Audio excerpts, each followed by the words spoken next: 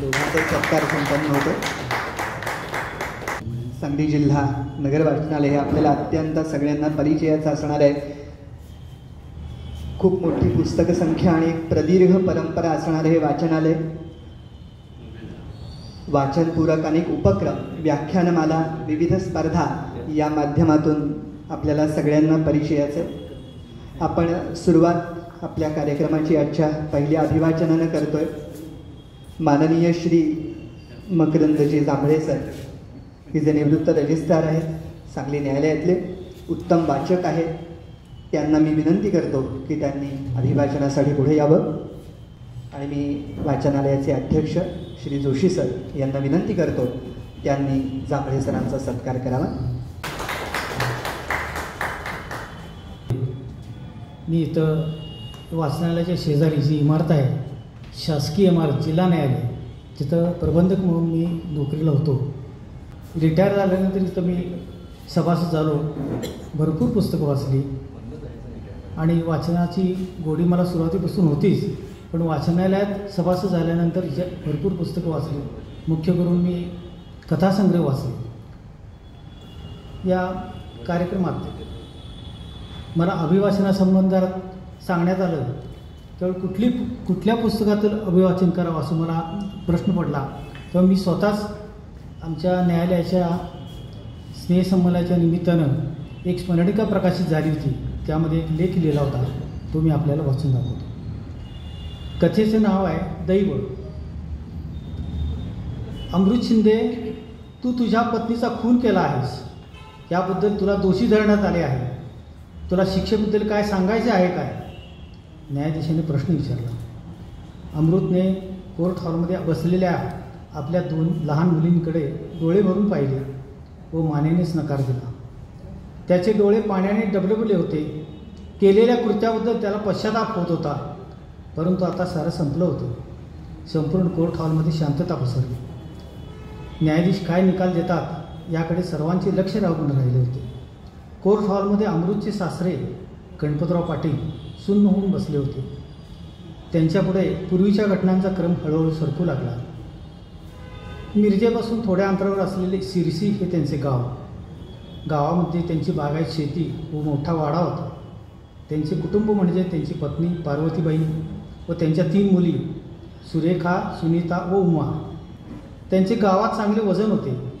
गावातील सहकारी सोसायट्या, दूध संघ तसेच राजकारणामध्ये त्यांचा सहभाग होता. ते स्वतः सुधारक वृत्तीचे असल्याने त्यांनी आपल्या 3 मुलींना चांगले शिक्षण दिले. त्यांच्याच गावचे सकाराम बापू शिंदे, त्यांचे गावात सायकल दुरुस्तीचे दुकान होते. त्यांना एकच मुलगा अमृत. तो लहान असतानाच सकाराम बापूंची पत्नी सौबाई असाध्य रोगाने मयत झाली. सकाराम बापूंनी अमृतला आईचेही प्रेम दिले व मोठे केले, पण अमृत शिक्षणात फारशी प्रगती करू शकला नाही. त्यांनी शालेय शिक्षण मधूनच बंद केले व तो वडिलांच्या मदतीला सायकल दुकानात बसू लागला. काही दिवसांनी अमृतच्या वडिलांना पक्षाघाताचा आजार जडला व ते कायमच्या अंथरुणाला खिळून राहिले. आता अमृतला दुकान पाहून वडिलांच्या तब्येतीकडे लक्ष देणे जिकिरीचे झाले. यामुळे तो आर्थिकदृष्ट्या कमकुवत बनला व एक दिवस वडिलांच्या आजारपणाचा खर्च भागवण्यासाठी त्याला दुकान विकावे लागले. बराच पैसा खर्च करूनही तो वडिलांना वाचू शकला नाही. आई वडिलांचे छत्र हरवलेला अमृत कोठेही मोलमजुरी करून आपला उदरनिर्वाह करू लागला. गौरी गणपतीचे दिवस होते. गावातील बायका मुली गौरी आणायला पाटलांच्या विहिरीवर गेल्या होत्या. त्यामध्ये पाटलांच्या 3 मुली होत्या. मधली मुलगी सुनीता गौरी पुजायला पाण्यात उतरली व तिचा पाय घसरला. ती पाण्यात गटांगळ्या खाऊ लागली. बराच आरडाओरडा झाल्यानंतर बाजूच्या शेतात काम करत असलेली माणसं पळत आली. त्यामध्ये अमृतसुद्धा होता. त्याने क्षणाचाही विलंब न लावता विहिरीत उडी मारली व सुनीताला वाचवले. पाटलाने अमृतला वाड्यावर बोलवून घेतले व त्याच्या धाडसाचे कौतुक केले. तो निराधार असल्यामुळे त्याला आपल्याच वाड्यावर कामाला ठेवून घेतले व त्याची राहण्याची, जेवण खाण्याची सर्व व्यवस्था केली. सुनीताला वाचवल्यापासून तिचा अमृतवर जीव जडला होता. ती मनोमन अमृतवर प्रेम करू लागली होती. अमृतला हळूहळू तिच्या प्रेमाची जाणीव होत गेली. त्याने सुनीताला अगं तू श्रीमंत खानदानी घराण्यातली आहेस, शिकलेली आहेस, मी गरीब आहे, कमी शिकलेला आहे, तू प्रेमाचे विचारसुद्धा डोक्यात आणू नकोस असे खूप समजावले. परंतु तिच्यावर त्याच्या समजावण्याचा काहीही परिणाम झाला नाही. त्यांच्यातील प्रेम विकोपाला गेल्यानंतर पाटलांना त्याची माहिती लागली. पाटलांनी सुनीताला वागणे अजिबात पसंत नव्हते ते त्यांनी त्याला सांगितले. त्यांनी तिला समजावण्याचा भरपूर प्रयत्न केला, परंतु शेवटी त्यांचाही नाईलाज झाला. त्यांनी त्या दोघांना लग्नाला परवानगी दिली, पण गाव सोडून जाण्यास सांगितले. लग्न करून अमृत व सुनीता मुंबईला आले. सुनीताची मोठी बहीण सुरेखा मुंबईतच राहण्यास होती. तिचा नवरा एका कंपनीत मोठ्या हुद्द्यावर होता. त्याच्या ओळखीने अमृतला मुकादमची नोकरी मिळाली. पण राहण्याचा प्रश्न निर्माण झाला. चांगले राहायला घर भाड्याने घेणे त्यांना परवडणारे नव्हते. ते दोघे एका चाळीत जिन्याखालच्या अर्ध्या खोलीत राहू लागले. मुंबईत राहून किरकोळ मुकादमासारखी नोकरी करून कुटुंब चालवणे किती कठीण आहे याची जाणीव त्या दोघांना हळूहळू होत गेली. त्यातच त्यांना 2 जुळ्या मुली झाल्या. कुटुंबातील सदस्यांची संख्या जशी वाढली तशी त्या दोघांना प्रपंच चालवणे अवघड झाले. सुनीता अधूनमधून सुरेखाकडे जात असे. तिची श्रीमंती पाहून तिला आपण अमृतबरोबर लग्न केले ही चूक झाली असे वाटू लागले. या कारणामुळे ती अमृतबरोबर सारखी भांडणे करू लागली. एकंदरच परिस्थिती बिकट झाल्यावर त्या दोघांनी पुन्हा गावी परत येण्याचे ठरवले व एक दिवस ते मुंबईहून गावी परत आले. गावामध्ये आल्यास ते गणपतराव पाटलांच्याकडे गेले, परंतु गणपतरावनी त्यांना घरात घेतले नाही. मग त्यांनी गावाबाहेरच्या पडीक मंदिरात आपला संसार थाटला. अशी बिकट परिस्थिती पाहून सरपंचाने त्यांना म्हणजे त्यातल्या अमृतला ग्रामपंचायतीत शिपाईची नोकरी दिली. सुनीताही दुसऱ्याच्या शेतात जाऊन काम करू लागली. अमृतबरोबर सुनीताने लग्न केलेले पाटलांना अजिबात पसंत नव्हते. त्यामुळे त्यांनी सुनीता व अमृतला काहीही आर्थिक मदत केली नाही. तसेच उदरनिर्वाहाचे कोणतेही साधन त्यांना उपलब्ध करून दिले नाही. सुनीताला सुद्धा आपण वडिलांचे ऐकले नाही याचा भयंकर पश्चाताप होऊ लागला. तिचे बहिणींचे मैत्रिणींचे चांगले सुखाचे झालेले संसार पाहून ती पण वैफल्यग्रस्त होऊ लागली. ती अमृतबरोबर सतत भांडू लागली. अमृतला तिच्या मनाची संपूर्ण कल्पना होती. त्याने तिला खूप समजावण्याचा प्रयत्न केला, परंतु त्याचे समजावणे निष्फळ ठरत असे. तो आता तिच्या भांडणाला कंटाळला होता. तो नागपंचमीचा दिवस होता. पाटलांच्या वाड्यात मोठा झोपाळा बांधला होता. गावातल्या बायका मुली त्यावर बसून हेलकावे घेत होत्या. पाटलांच्या घरात गोडधोड जेवणाच्या पंक्ती चालल्या होत्या. सुनीताला आपल्या लहानपणीच्या आठवणी दाटून आल्या. ती आपल्या 2 मुलींना घेऊन पाटलांच्या वाड्यात गेली. पाटलांच्या वाड्याच्या दरवाजात समोर उभा राहिली. गणपतराव दारातच उभे होते. त्यांनी सुनीताला पाहताच आरवाची शिवीगाळी करण्यास सुरुवात केली. मग मात्र सुनीता मान खाली घालून आपल्या 2 मुलींना घेऊन घरी निघून आली. अमृत नुकताच कामावरून घरी परत आला होता. घरी आल्यास ती त्याच्याशी जोरजोराने भांडू लागली. आपली डोके भिंतीवर आपटून घेऊ लागली. तू माझ्या आयुष्याचे वाटोळे केलेस असे अमृतला म्हणू लागला. अमृतला तिच्या रोजच्या कटकटीचा आता वैताग आला होता. त्याने रागाच्या भरात तिला एक जोराची लाथ मारली. त्याबरोबर ती खाली पडली. तरी तिची बडबड सुरूच होती. अमृतला आता हे सर्व असेही झाले होते.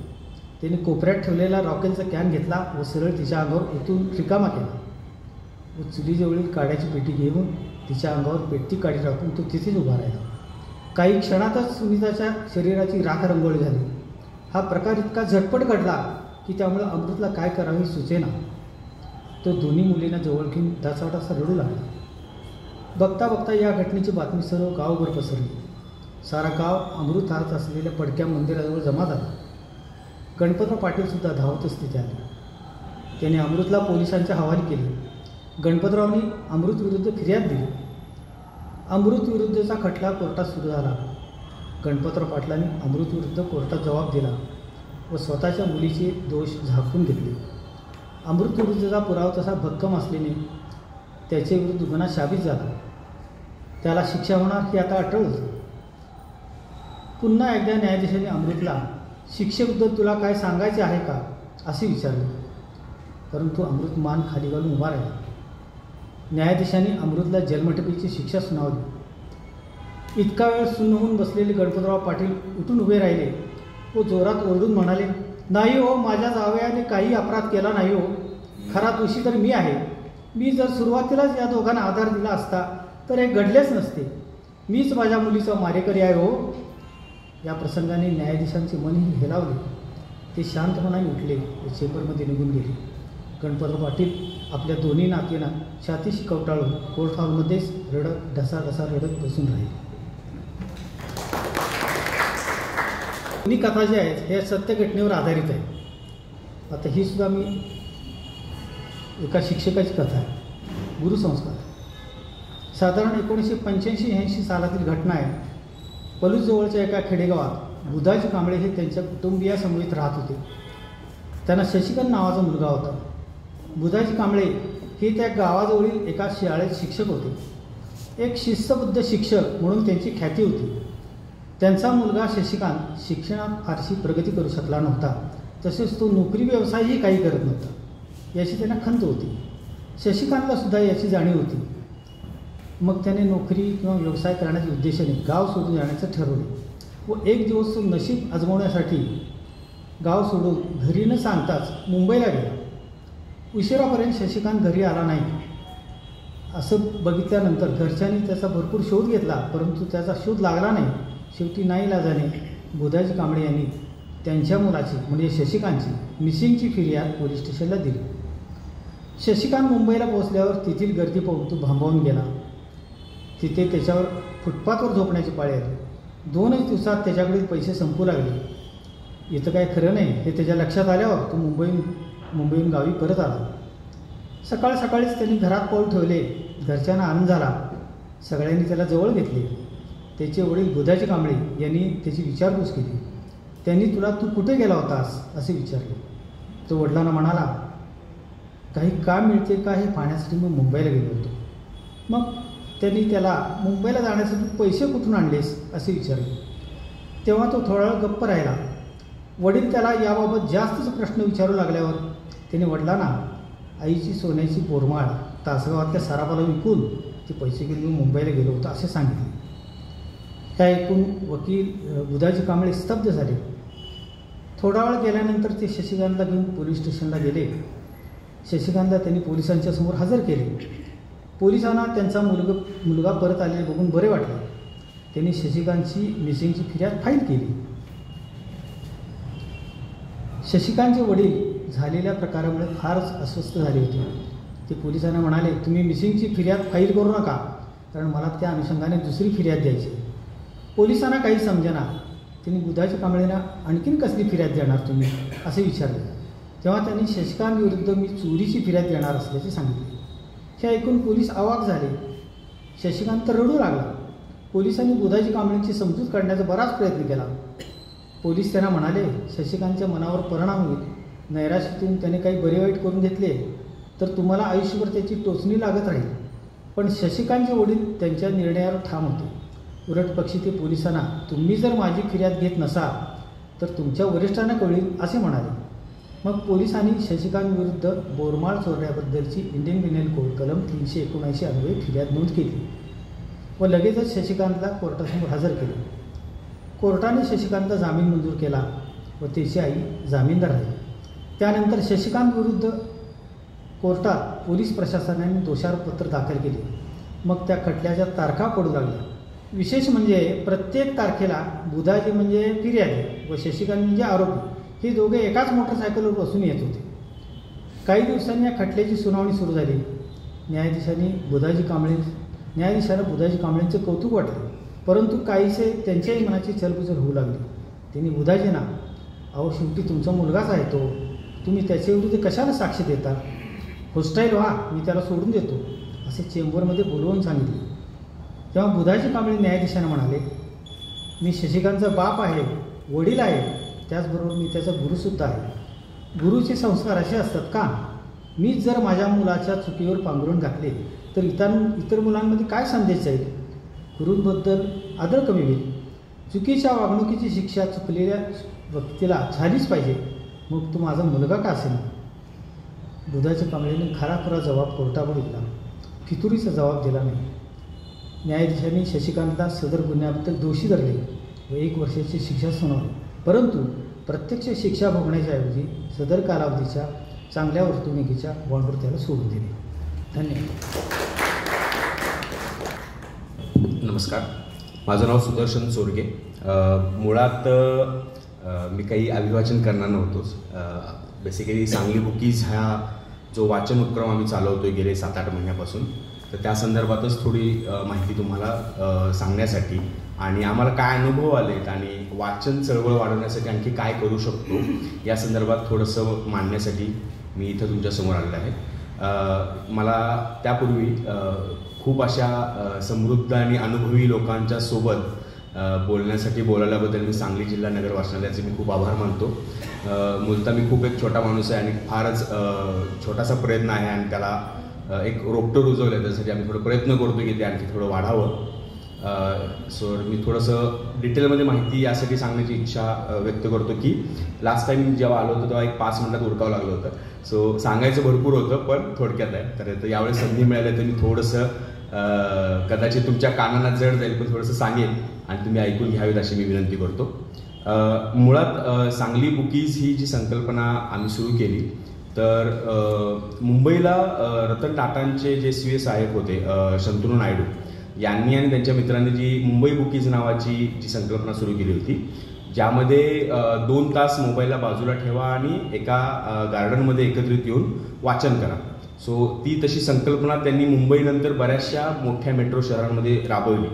त्याच्यामध्ये पुणे आहे, बेंगलुरू आहे किंवा जयपूर आहे, अहमदाबाद आहे, अशा मोठ्या मोठ्या शहरामध्ये ही वाचन चळवळ सुरुवात झाली होती. तर त्याच धर्तीवर सांगलीमध्ये आपली वाचन संस्कृती खूप जुनी आणि समृद्ध आहे. पण बऱ्याचशा ठिकाणी वैयक्तिक किंवा मग छोट्या मोठ्या प्रयत्नांवर चालणारी ही परंपरा आहे. तर होतं काय की जी आजची तरुण पिढी आहे किंवा जी तरुण मुलं आहेत त्यांना या वाचनाच्या संदर्भात कसं जोडता येईल याच्यासाठी प्रयत्न करणं आणि आता जे मुंबई बुकीज सुरू झाल्यामुळे जे तरुण वर्ग जो तिथे दिसत होता तो त्या धर्तीवर सांगलीत काही प्रयत्न करू शकतो का, तर ह्या विषयावर आम्ही सुरुवात केली होती. तर त्यासाठी बेसिकली त्यांच्याशी संपर्क साधल्यानंतर त्यांनी असं काही सांगितलं आहे की काही रजिस्ट्रेशन करायची गरज आहे, तुम्ही तिथे सांगली बुकीज म्हणून सुरू करू शकता.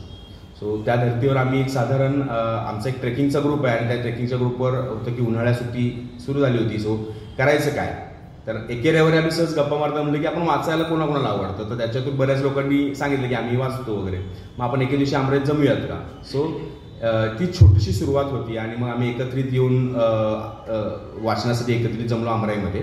त्यावेळेस मला वाटतं चिंतामणी सर पहिल्याच दिवशी जी लोक भेटले होते त्यावेळेस चिंतामणी सरांनी पण तिथे आमची ओळख झाली होती. सो तिथे ते 8 जणांनी सुरुवात केलेली, त्या पुढच्या रविवारी 18 जण एकत्रित आले आणि असं वाढत वाढत एका महिन्यामध्ये आम्हाला असा रिस्पॉन्स आला की 80 लोक एकाच ठिकाणी आले. म्हणजे 10 पटीनं एका महिन्यात जी संख्या वाढली. म्हणजे आमचं असं म्हणतो की आपण म्हणतो की वाचन कमी होतंय लोकांचं किंवा वाचनाकडे ओढा कमी आहे, तर असं नाही आहे. आणि तरुण वर्गाचा खूप ओढा होता आणि भरपूर तरुण मुलं मुली महिला वगैरे सगळे जमा झाले होते. सो एक काहीतरी भारी करतोय असं काहीतरी जरा थोडंसं फील झालं आणि त्याच्यातून मग त्याची सुरुवात असं झाली की मग दर रविवारी सकाळी 8 ते 11 या वेळेमध्ये अमराईमध्ये जमा व्हा. आणि मोबाईलला असं काही मोबाईलवर बंधन नसतं पण शक्यतो कोणी मोबाईल वापरत असेल. जेव्हा वाचायला आम्ही सुरुवात करतो तर वातावरण इतकं सुंदर असतं की सकाळ सकाळी पक्षी भरपूर असतात अमराईमध्ये आणि पक्ष्यांच्या चिवचिवाटात एकदम आनंदी वातावरणामध्ये लोक इतके गुंगून जातात की लवकर उठत नाहीत. म्हणजे 10:30-11 ते थांबत नाही, ते वाढतंच असं होऊन जातं. तर ही एक थोडीशी त्याच्यामागची प्रेरणा, त्याच्यामागचे विचार होता. अमराईच का निवडली तर आता बऱ्याच जण सांगलीचे जुने लोक आहेत, तर लोकांसाठी एक नॉस्टॅल्जिक एरिया आहे अमराई. बऱ्याच लोकांशी बालपण जोडलेलं आहे, तसं माझंही बालपण एक जोडलं गेलेलंच आहे. मी अमराईतच च्या शेजारी शाळेमध्ये मी शिकलो आहे, तर त्यामुळे मग अमराईच आम्ही निवडलं आणि अमराईतच दर रविवारी सकाळी 8 ते 11. यामध्ये बेसिकली पुस्तकं हा एक मूळ प्रश्न होता. तर माझ्याकडे काही पुस्तकं माझी वैयक्तिक लायब्ररी होतीच, तर आणखी काही जणांकडे अशी छोटी मोठी पुस्तकं होतीच. सो एकत्रित ती पुस्तकं करून आम्ही अमराईमध्ये जमा व्हायला लागलो. एक सतरंजी अंतरायची आणि पुस्तकं अस्ताव्यस्त पसरवायची. म्हणजे नीटनेटकी लावलेली पुस्तकं असतील तर ती कुठलीही घ्यायची माणूस फार ठरवून करतो. जेव्हा अशी पूर्ण पसरलेली असतील तेव्हा रॅन्डमली कुणीही कुठलंही पुस्तक उचलू शकतं आणि वाचू शकतं. म्हणजे वाचण्यासाठी कुठलंही बंधन असू नये या पद्धतीनं त्याची सुरुवात झाली. पुस्तकं घेऊन आणण्यासाठी मग आम्हीच छोट्या बॅगा केल्या आणि मग गाडीवर घेऊन आम्ही येऊ लागलो. पहिले 2-3 महिने आम्ही कुठलाही बोर्ड लावला नव्हता. जे काय आहे ते माउथ मीडियातूनच गोष्टी चालू होत्या आणि त्याच्यानंतर वर्तमानपत्रांनी खूप चांगली प्रसिद्धी पण दिली, त्या बातमीला पण चांगलं कव्हरेज भेटलं. सो त्यामुळे भरपूर लोकांपर्यंत पोहोचू शकलो आणि या पद्धतीने त्या गोष्टी सुरू झाल्या. तिथे काय करतो की बेसिकली तिथे आल्यानंतर लोकांनी एकदाच नोंदणी करावी. बेसिकली तुम्ही आल्यानंतर तुम्ही काय वाचता आहात, कुठून आलात आणि जे पुस्तक वाचलं ते किती पानं वाचली त्या दिवशी, तर त्याचा आम्ही एक रेकॉर्ड मेंटेन करायला सुरुवात केली. तर त्याच्यामागे उद्देश होता की बाबा किती लोक वाचतात डेली. जर समजा एकाच ठिकाणी जर 30 लोक एकत्रित असतील, 40 लोक एकत्र असतील, तर 40 लोकांचं वाचन किती होतं हा एक त्याच्यामागे बघण्याचा उद्देश होता. वाचन झाल्यानंतर साधारण 10:30च्या दरम्यान आम्ही एकत्रित जमतो. म्हणजे बेसिकली सगळ्यांना उठवावं लागायचं जबरदस्ती आणि एकत्रित सर्कल करून 1 ते 1.5 मिनिटामध्ये बोलावं. आता 1 ते 1.5 मिनिटामध्ये काय वाचलं याबद्दल सांगण्याचा उद्देश हा असायचा की 2 प्रकारची माणसं असतात. ते खूप बोलतात, तर त्यांना आवडतं घेता येत नाही, म्हणून त्यांना एक मर्यादा पाळावी म्हणून त्यांना 1 ते 1.5 मिनिटं म्हणजे तेही सूचक शब्द वापरतील आणि तेवढ्या 1.5 मिनिटामध्ये ते बोलून मोकळे होतील. आणि जे अजिबातच बोलत नाहीत ते 1 ते 1.5 मिनिटं बोलू शकतात. म्हणजे स्वतःची ओळख सांगून काय वाचलं हे थोडक्यात बोलू शकतात. सो अशी एक थोडीशी बंधनं टाकून आम्ही 1 ते 1.5 मिनिटामध्ये लोकांना बोलतं केलं. त्याचा फायदा असा झाला की 30 मिनिटामध्ये जर 30 लोक बोलत असतील तर 30 पुस्तकांची सुद्धा माहिती मिळते आणि हे पुस्तक छान आहे, मला हे पुस्तक वाचायला आवडेल, हे एकाच वेळेस एकाच ठिकाणी लोकांना कळायला. सो 30 पुस्तकांची माहिती जर तुम्हाला अर्ध्या तासात मिळत असेल तर त्याचा फायदा होऊ लागतो. तर लोक ते अजून थोडंसं इंटरेस्टिंगली ते वाचून त्याच्यावर बोलण्यासाठी प्रयत्न करू लागतात. सो तिथून बरेचसे असे उपक्रम घ्यावेत का किंवा कसं करावं याच्यावर थोडंसं आम्ही चर्चा करू लागलो. तर जसजसे जे वाचनाशी जे खूप सिरियस आहेत किंवा वाचन वाढलं पाहिजे, लोकांनी त्याच्याशी जोडून घेतलं पाहिजे, याच्यासाठी काय करू शकतो. तर मग अशी काही जर जे वाचनासंदर्भात सिरियस लोक आहेत तर त्यांच्यासोबत आम्ही थोडेसे गप्पा मारायला चालू केल्या. दर रविवारी भेटायचं असतं, आधीमधून एखादा भेट घेऊ शकतो का. सो त्या गप्पातून आम्हाला अंदाज येऊ लागला की एखादा उपक्रम घेऊयात आणि त्यातून पहिला उपक्रम आम्ही घेतला होता जो पुस्तकांची गुढी. तर पुस्तकांची गुढी म्हणजे ज्यांच्याकडे पुस्तक आहेत त्या सर्वांनी घेऊन या आणि ते आपण एक गुढी उभा करू, असा तो उपक्रम होता आणि तो खूप तुफान चालला. त्यावेळेस जवळपास 100 लोकांनी भेट दिली होती. सो आम्ही बऱ्याच लोकांमध्ये पोहोचलो आणि इव्हन बरेच जे लोक येऊ शकले नाहीत किंवा परगावचे वगैरे जे काही मित्रमंडळी ज्यांनी ती पोस्ट पाहिली तर त्यांनी सुद्धा आपल्या घरी पुस्तकांची गुढी उभा केल्या. सो एक चांगला हेतू होता की पुस्तकाकडे बघण्याचा दृष्टिकोन कसा असावा. आणि त्या उपक्रमानंतर मग आम्ही वारीमध्ये स्त्री संतांच्या अभंगाचं वाचन असं म्हणून महिलांचा एक उपक्रम असा घेतला. आता तो उपक्रम घ्यायचा असं होतं की बऱ्याचशा मुली-महिला आमच्यासोबत होत्या. सो मग त्यांना थोडंसं बोलतं करावं म्हणून त्यांनी मग तो लीड केला उपक्रम आणि विभाली असेल किंवा सुजाता मॅडम आहेत तर त्यांनी बऱ्याचशा ज्या मुली येतात तर त्यांना विचारलं तुम्ही काही बोलाल का. सो त्यांना आम्ही अभंग वाटून दिला आणि त्यांनी तो अभंग सादर केले. जवळपास 14-15 म्हणजे खूप अज्ञात अशा स्त्री संतांची माहिती तिथून आम्हाला पण माहिती मिळाली. त्यांनीच माहिती गोळा केली आणि तिथे सादर केलं. असे 2-3 उपक्रम आम्ही घेतले. पावसाळ्याच्या काळामध्ये एक थोडंसं पडझड चालू होती की बाबा लोक किती येतील, पावसात लोक बाहेर पडत नाहीत किंवा रविवारचा दिवस असतो आधीच लोकांची आपण झोपमोड करून तिथं बोलवतोय. सो कसा रिस्पॉन्स भेटेल तर त्याच्यातून एक उपक्रम सुचला. आमचे सुहास म्हणून आहेत तर त्यांनी एक उपक्रम सांगितलं की पेज रिडिंग मीटर नावाचा एक उपक्रम आम्ही सुरू केला जो 15 ऑगस्ट स्वातंत्र्य दिन ते 15 ऑक्टोबर वाचन प्रेरणा दिन.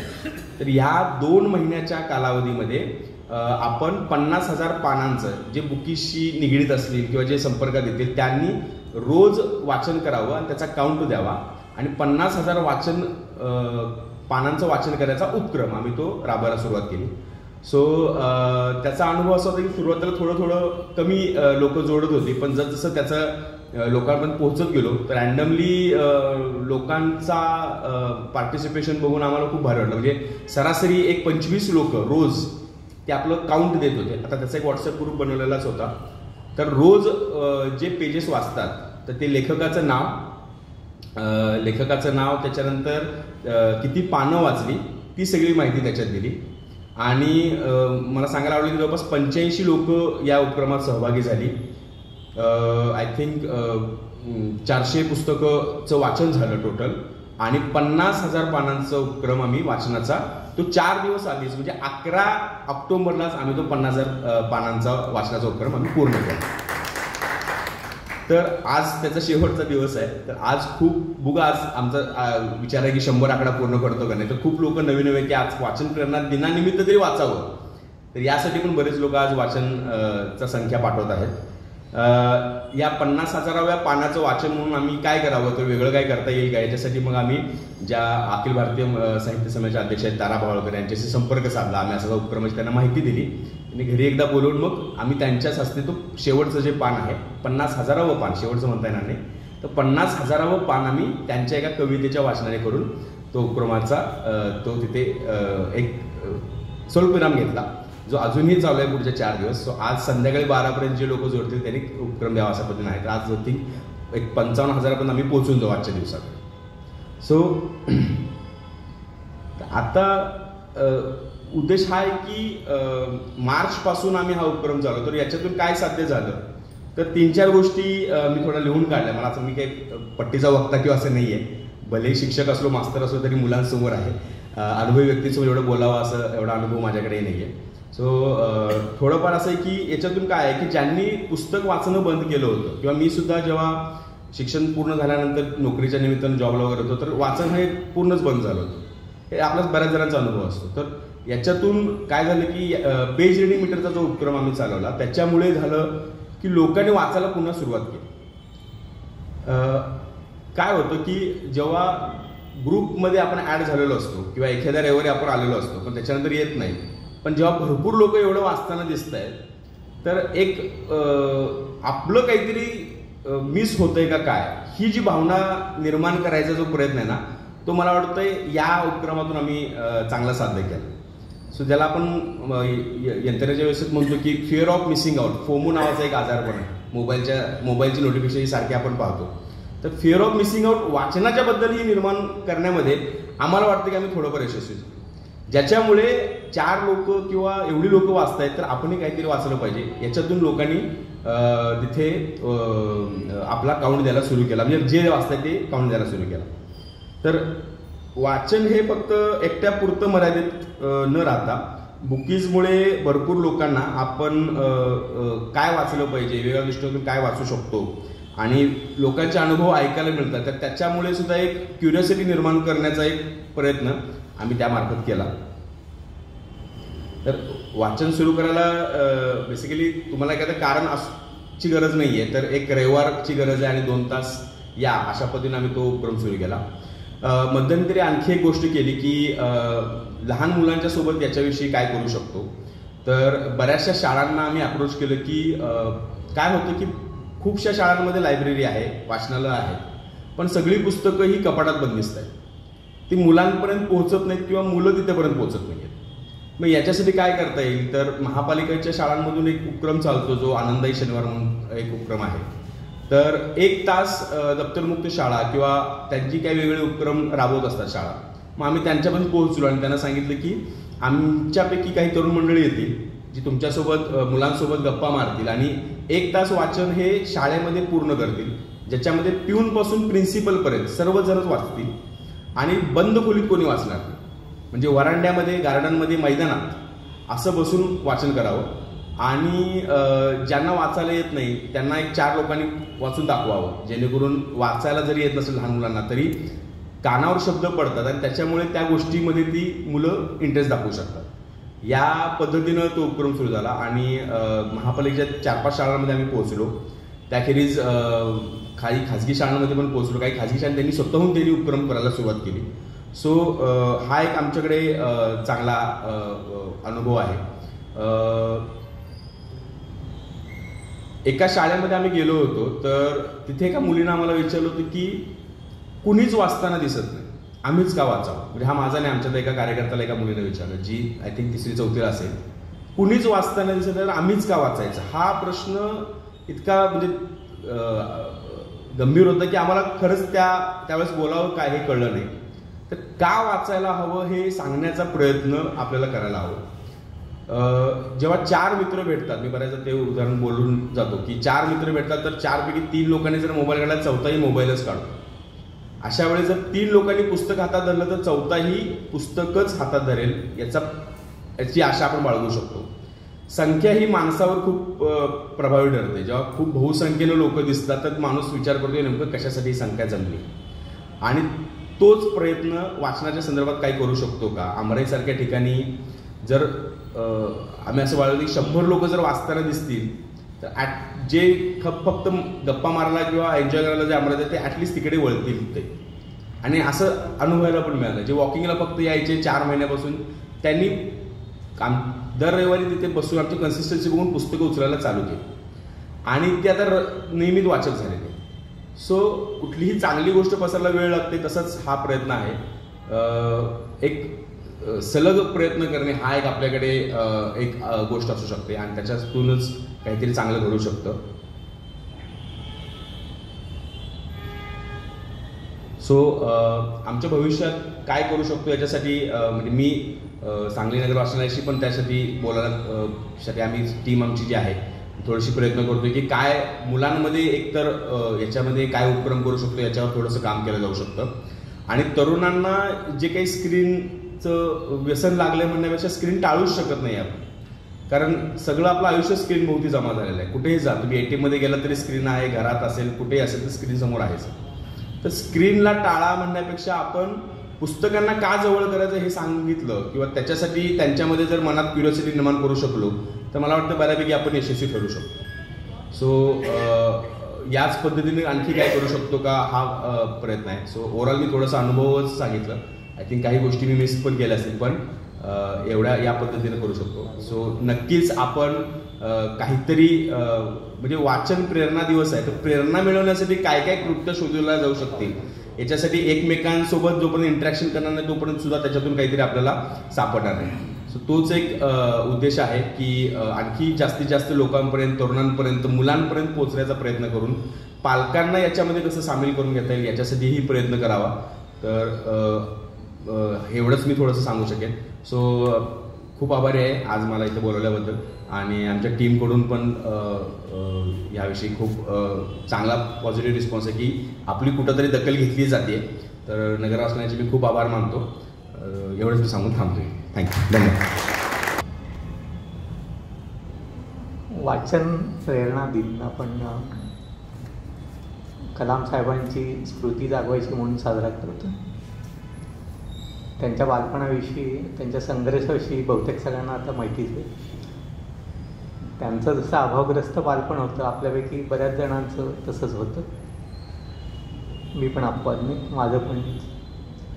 आणि त्या अभावग्रस्त जीवनामध्ये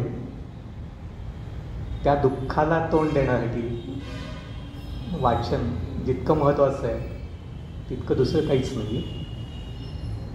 तिथून समृद्धी त्या वाटेवरती आपण जातोय ते शिक्षणाचा हात धरून, तिथं पण वाचनाशिवाय तरणोपाय नाही आहे. अफाट कष्ट करून जेव्हा समृद्धी येते तेव्हा पाय आपले जमिनीवरती राहावेत याच्यासाठी सुद्धा वाचनासारखं दुसरं काही गुरु नाही आहे. आणि त्यानंतर आता वयाच्या अशा टप्प्यावरती आलो की जगात जे काही बदल घडत आहेत ते समजून घेणं, ते पचवणं, त्याचे दुष्परिणाम आपल्याला जाणवू नये आणि याच्या पुढचं आयुष्यसुद्धा चांगलं जावं याच्यासाठी सुद्धा पुन्हा वाचनच उपयोगाचं. असं समज आल्यापासून, वाचन अक्षर ओळख वगैरे झाल्यापासून शेवटच्या श्वासापर्यंत वाचन चालू राहावं हे प्रत्येकाच्या डोक्यात जायला पाहिजे. याच्यामध्ये घरची संस्कृती पण आणि शाळा पण, त्यांचा रोल खूप महत्त्वाचा असतो. आपल्या सांगलीकरांना एक खेदाची गोष्ट आहे, खूप जणांना जाणीवच नाही आहे की सांगली जिल्ह्यातील सगळ्यात समृद्ध ज्ञान मंदिर सांगलीमध्ये राजवाडा चौकामध्ये आहे. माझ्या नशिबानं माझे वडील वयाच्या 5व्या वर्षी इथं पहिल्यांदा घेऊन आले होते. तेव्हापासून वाचन सुरूच आहे आणि या वाचनालाही संबंध पण तेव्हापासून आहेच. मध्यंतरी 17 वर्ष करिअरच्या निमित्तानं सांगली बाहेर होतो, तेवढाच जो काही दुरावा झाला असेल. काय वाचतो याच्यामध्येच का वाचतो हे पण येतं, कसं वाचतो ते पण येतं. वयाच्या त्या त्या टप्प्यानुसार वाचन बदलत जातं. पहिलं वाचन जे आहे ऑफकोर्स अंकलिपी, अक्षर ओळख आणि त्या माध्यमातून चित्रांची ओळख. त्यानंतर नीतिकथा आणि परिकथा. त्याच्यानंतर जे बालवाङ्मय जे आहे ते चंपक किशोर, आणखीन छोट्या छोट्या गोष्टींची पुस्तकं म्हणण्यापेक्षा पुस्तिका असतात 20-25 पानांच्या वगैरे असतात. त्या बाबतीतसुद्धा आपलं नगर वाचनालय प्रचंड समृद्ध आहे. लहानपणी खूप वेळा इथं यायचो आणि त्या गोष्टी या पुस्तकांमध्ये इतका रमून जायचो की ग्रंथपाल हाताला धरून बाहेर काढायचे. आता आजची वेळ संपली, उद्या परत ये म्हणून. 10वीला जाईपर्यंत तो सिलसिला चालूच होता आणि बालकुमार विवाहाची बरीचशी पुस्तकं वाचून झाली होती. आणि शनिवार रविवार दुपारचं आहे, त्यावेळेला मंगळवार सुट्टी असायची वाचनाला. शनिवार रविवार इकडं आलं की हे विभाग बंद असायचे. मग मुक्तद्वारमध्ये सुद्धा मी 5वी-6वीत असतानाच सगळी पुस्तकं मासिकं वाचणं ते सुरू केलेलं होतं. माझ्याही नकळत वाचनाची रेंज खूप वाढत गेली होती आणि त्याचा परीक्षेमध्ये पण उपयोग व्हायचा. लिखाणामध्ये आमच्या शिक्षकांना चकित होईल अशी शब्दरचना असायची. काही वेळा ते बोलून विचारायचे, पण हे खरंच तुझे शब्द आहेत का, कोणाला तरी कॉपी करतोयस होते? नाही, तुझं नाही आहे तसं. हळूहळू तुमचं वय वाढत जातं, इयत्ता पुढं जातात, तेव्हा वाचनाच्या टेस्ट बदलत जातात, सवयी बदलत जातात. बाल आणि कुमार कथामधून मग रहस्यकथा, म्हणजे आपल्यापैकी सगळ्यांनी ते अनुभवलं असेल. आमच्या आधीच्या पिढीने अर्नाळकर अनुभवलेले. आमच्या वेळी गुरुनाथ नाईक होतं, म्हणजे भांडणं व्हायची. गुरुनाथ नाईकांची पुस्तकं मिळवायची, विकत घ्यायची ऐपत नव्हती, त्यामुळे कुठून तरी मिळवायची आणि ती परत द्यायची. दिवसात 4-4, 5-5 पुस्तकं तेव्हा वाचलेली आहेत गुरुनाथ नाईकांची. आत्ता या पिढीला गुरुनाथ नाईक माहिती नाही आहेत. इथे एक आहे आमचा मित्र, त्याला माहिती पण नव्हती ती नावं. त्यांनी सगळी नावं माझ्याकडनं लिहून घेतली. तो मिळवून वाचतो म्हटला. तुमच्यावरती गारुड करणारा लेखक कोण होता? त्याच्या पुढं थोडं सरकल्यानंतर सुहास शिरवाळकर. आणि एक सवय लागली होती, एखादा लेखक सापडला, तो आपल्याला आवडला, त्याची शब्दरचना शैली वगैरे, की मग त्याचं मिळेल तेवढं वाचत जायचं. सुहास शिरवाळकर आपल्या इकडं मला वाटतं 88 साली आले होते नगर वाचनालयामध्ये. तेव्हा त्यांना भेटलो होतो आणि तेव्हा त्यांनी त्यांच्या ज्या रहस्यकथा होत्या, दाराबुलन कथा, फिरोजी राणी, मंदार पटवर्धन वगैरे, ते थांबवलेलं होतं. त्यांनी एकूण 188 तशा लिहिलेल्या होत्या आणि त्यातल्या बहुतेक सगळ्यांनी वाचल्या होत्या. नंतर त्यांनी कादंबऱ्या वगैरे सुरू केल्या होत्या. त्या वाचनाच्या पिरियडमध्ये दुनियादारी वाचलेली होती. दुनियादारीचं गारुड अजूनही आहे. इथे एक तो रॉनी आयवळे म्हणून आहे, तो वाचनालयात आला पहिल्यांदा आणि लगेच मेंबर झाला. मेंबर झालेलं ते पुस्तक घेऊन त्याच रात्री त्यानं ते संपवलं. त्या दुनियादारीमध्ये अजूनही ताकद आहे. त्याच्यानंतर मग थोडं वाचन पुढं सरकल्यानंतर वपू काळेंच्या गोष्टी आवडायला लागल्या. माझं वैयक्तिक मत आहे, दुमत असू शकते.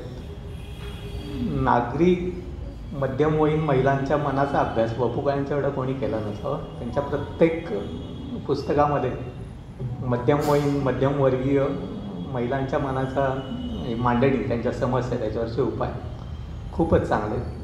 त्यांची पार्टनर कादंबरी तर खूप वेळा वाचलेली आहे. पार्टनर तर वयाच्या वेगवेगळ्या टप्प्यावरती वाचली पाहिजे. माझं 20 वर्षापूर्वी मत होतं, अजूनही आहे. सांगली जिल्ह्यामध्ये एक स्पर्धा महेश कराडकरनी आयोजित केलेली होती. मुंबईचे एक प्रिन्सिपॉल त्यांच्या दिवंगत मित्रासाठी म्हणून ती राज्यस्तरीय स्पर्धा घेत होते. त्यात सांगली जिल्ह्यातनं 2च माणसं निवडली गेली होती, त्यापैकी एक मी होतो. आणि फायनल मुंबईला होती. तेव्हा रामदास भटकळ परीक्षक होते आणि अचानक प्रश्न आला की सगळ्यात जास्त आवडणारं पुस्तक कुठलं. ते आपसूक नाव पार्टनर आलं होतं आणि ते भटकळांना आवडलं नव्हतं. नंतर मला कळलं भटकळांना इम्प्रेस करायचं असेल तर जी ए कुलकर्णी म्हणावं लागतं. ते काय माहिती नव्हतं. जी ए कुलकर्णी समाव मला जड वाटले, त्यामुळे मी फारसा त्या वाटायला गेलो नाही. जसं कविता युक्तांतात ग्रेस जड वाटतात तसंच. पण त्याच्या व्यतिरिक्त खूप 4थीमध्ये असताना शिवाजी महाराजांचं मुखपृष्ठ असलेलं जे इतिहासाचं पुस्तक, ते तर प्रत्येक लहान मुलाच्या मनोविश्वात कायमचं बसलेलं असतं. माझ्या पण बसलं होतं. तेव्हापासून इतिहासाची आवड वाढतच गेली होती. मग इतिहासासंबंधी जे जे काय मिळेल ते वाचत गेलो होतो. मग त्याच्यामध्ये बरेचसे अपसमज, गैरसमज वगैरे ते पण आढळायचे. विचार की हे असं कसं असेल. मग त्याचं निराकरण करण्यासाठी मग पुन्हा सेतू माधवराव पगडी ते मदतीला आले. त्यांची 1-2 पुस्तकं वाचल्यानंतर कळलं की बरेचसे गैरसमज आहेत आणि त्यांनी पुराव्यानिशी त्याचं निराकरण केलेलं आहे. सेतू माधवराव पगडींची आपल्याकडे किती पुस्तकात शोध घेतला तर 14 पुस्तकं होती. त्यापैकी 11 मिळाली. 11च्या 11 मी वाचली होती. त्याच्या पुढची अजून पुन्हा काही वाचलेलं नाही आहेत. त्याच्यानंतर पुढं शिक्षणात उपयोगी पडतील अशी पुस्तकं जास्त वाचणं आणि जे कुतूहल वाढत जात आहे, मग जग आणि जगणं या दोन्हीचं कुतूहल मनामध्ये असतं. त्या प्रत्येक गोष्टीविषयी माहिती व्हावी. जे जे काही आहे आयुष्याची अनेक पैलू आहेत, जगण्यातले पहिल्या श्वासापासून शेवटच्या श्वासापर्यंत अनेक गोष्टी आहेत, त्या सगळ्याविषयी मिळवायचं तर पुन्हा वाचन आणि त्याच्याहून स्वस्त दुसरा काही उपाय नाही आहे. जे आपल्याला पूर्वापार सांगत आलेलं आहे की पर्यटन, पंडित मैत्री, सभेत संचार वगैरे, मनुजा चातुर्याचे फार, तर हे सगळं पुस्तकातून मिळते. मग पुस्तकातून मिळते आणि त्याच्याहून स्वस्त दुसरं काय नाहीच आहे. आणि तुमच्या कल्पना विश्वाला खूप मोठा वाव आहे त्याच्यामध्ये. पुस्तकं वाचत जावा, ते पसरतच गेलं. आणि मग किती वाचतोय त्याला काही सुमारच राहिला नाही. नंतर पुस्तकांची नोंद करणं, ती लक्षात ठेवणं वगैरे ते पण बंद केलं. आणि मग कधीतरी वाटायला लागतं की आपण खूप वाचतोय. लोक म्हणायला लागतात हा खूप वाचतो वगैरे, सल्ला घ्यायला लागतात. मग या फुग्याला पण टाचणी लागली पाहिजे. म्हणून पण मग बुक ऑन बुक्स, त्याच्यामध्ये निरंजन घाटेंचं पुस्तक वाचत सुटलो त्याची गोष्ट, ते वाचल्यानंतर मग कळते की आपलं वाचन किती कमी आहे. तो माणूससुद्धा वयाच्या 5व्या वर्षापासून आत्तापर्यंत वाचतोय. त्यांच्या त्या पुस्तकामध्ये त्यांनी कुठल्या कुठल्या पुस्तकांचा उल्लेख केला आहे. त्या माणसांनी 20,000 जास्त पुस्तकं वाचलेली आहेत. तर त्या एका पुस्तकात एकूण 360 पुस्तकांचा उल्लेख आहे. त्यातली फक्त 25च माझी वाचून झालेली आहेत. मग कळते की आपलं वाचन किती कमी आहे. त्यामुळं माझं वाचन खूप आहे म्हणून कोणी किती बोललं तरी हुशारून जायची काही गरज नाही आहे. अफाट आहे. अगदी आपल्या वाचनाला जरी आपण रेफरन्स घेतला, लाखाच्या वर पुस्तकं होती, बरीचशी पुरामध्ये गेली, तरी पण आत्ता 85,000पेक्षा जास्त पुस्तकं नक्कीच आहेत. ही सगळी वाचायची म्हटली तरी पण किमान 10 जन्म लागतील. नुसती वाचायची नाही, ती समजून घ्यायची, आत्मसात करायची आणि ते पुन्हा आपल्या जगण्यात आलं पाहिजे. आत्ता नंतर वैचारिक या गोष्टीकडे जास्त वळणं होतं. मनोरंजन बाजूला पडलं.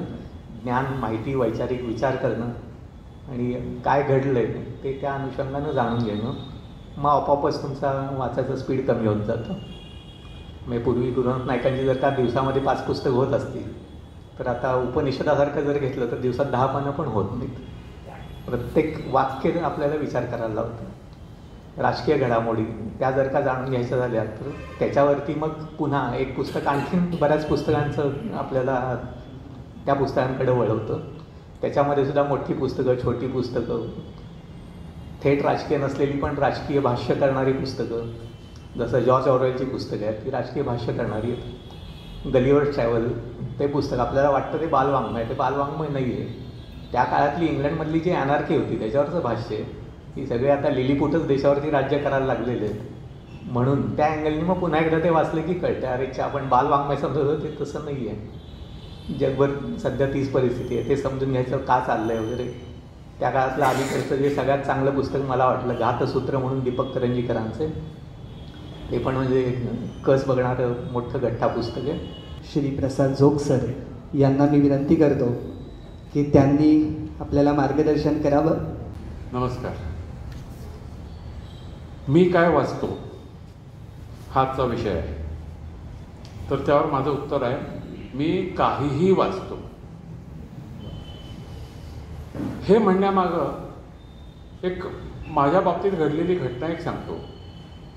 खूप पूर्वी कॉलेजच्या दिवसांमध्ये मी वाचनालयात गेलो होतो आणि ग्रंथपालाला मला एक ठराविक पुस्तक मागायला लागलो. त्यावेळेला तिथं आलेल्या एका दुसऱ्या व्यक्तीने मला सांगितलं की असं पुस्तक वाचायचं नसतं. मी तुम्हाला सांगतो कसं वाचायचं ते.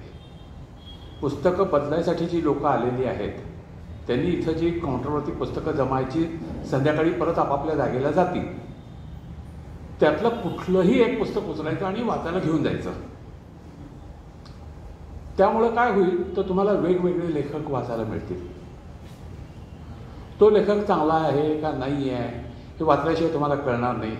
तुम्ही ते पुस्तक आणा, वाचा, तुमचं तुम्ही स्वतः त्याच्याबद्दल न्यायाधीश व्हा स्वतःच्यासाठी, जज करा. हे पुस्तक आपण वाचलं, आता ह्यानंतर ह्या लेखकाचं वाचावं का नाही वाचावं. ह्यामुळे म्हणाले एक तर चांगलं वेगवेगळे लेखक वाचायला मिळतील.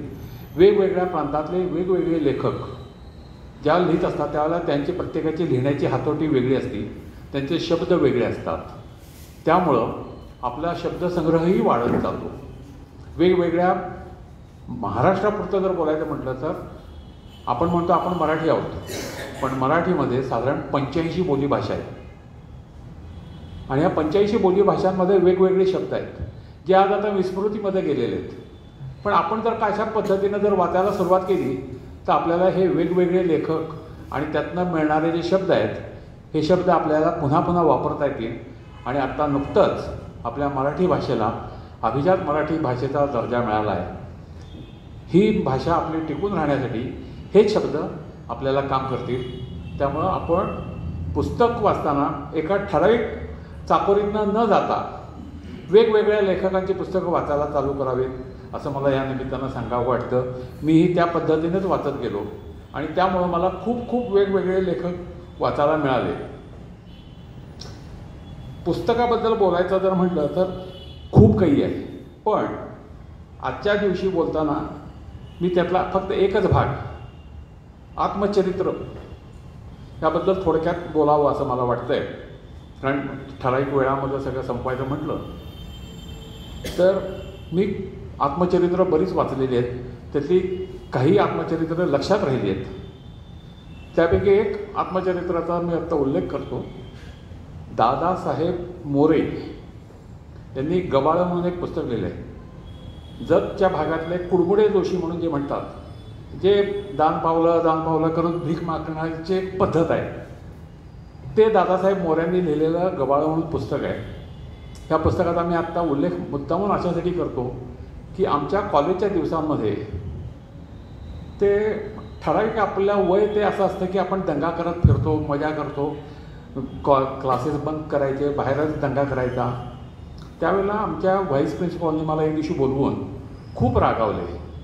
अरे म्हणाले, एवढं सगळं तुम्हाला घरच्या सोयी सवलती असताना तुम्ही अभ्यास का करत नाही, असं का उन्हाळका करत फिरताय.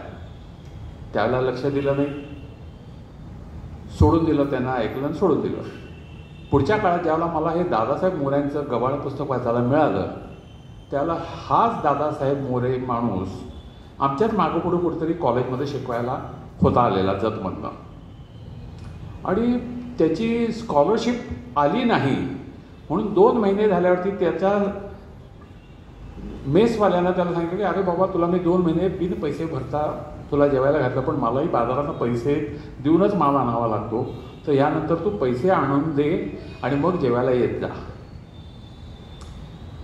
त्यानं जाऊन सरांना सांगितलं की सर असं असं झालं आहे, मला आता काही इथं राहणं शक्य नाही सांगलीमध्ये, कारण माझी मेस बंद झाली, त्यामुळे मी परत माझ्या गावी जातो आहे.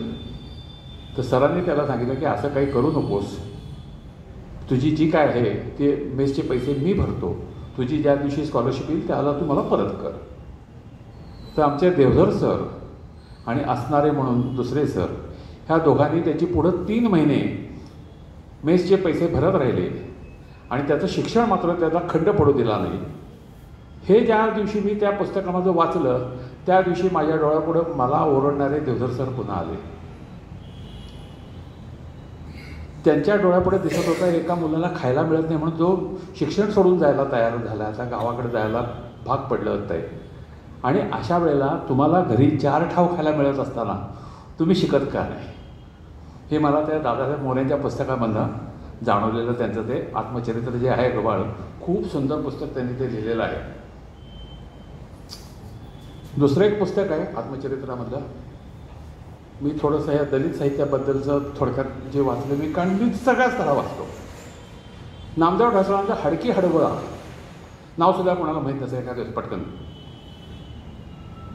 त्यांनी जे पुस्तक लिहिले ते हडकी हडबळा म्हणून, त्याच्यामध्ये ही लोक गावकुसा बाहेर त्यांना पाल राहायचं आणि तिथं कामकाज काय करायचं ते करायचं, रात्री चोऱ्या करायचे वगैरे जे काय ते सगळे त्यांचे त्या समाजामध्ये असायचं ते. तर त्याच्यामध्ये त्यांनी लिहिले की पूर्वीच्या काळी खेडोपाडी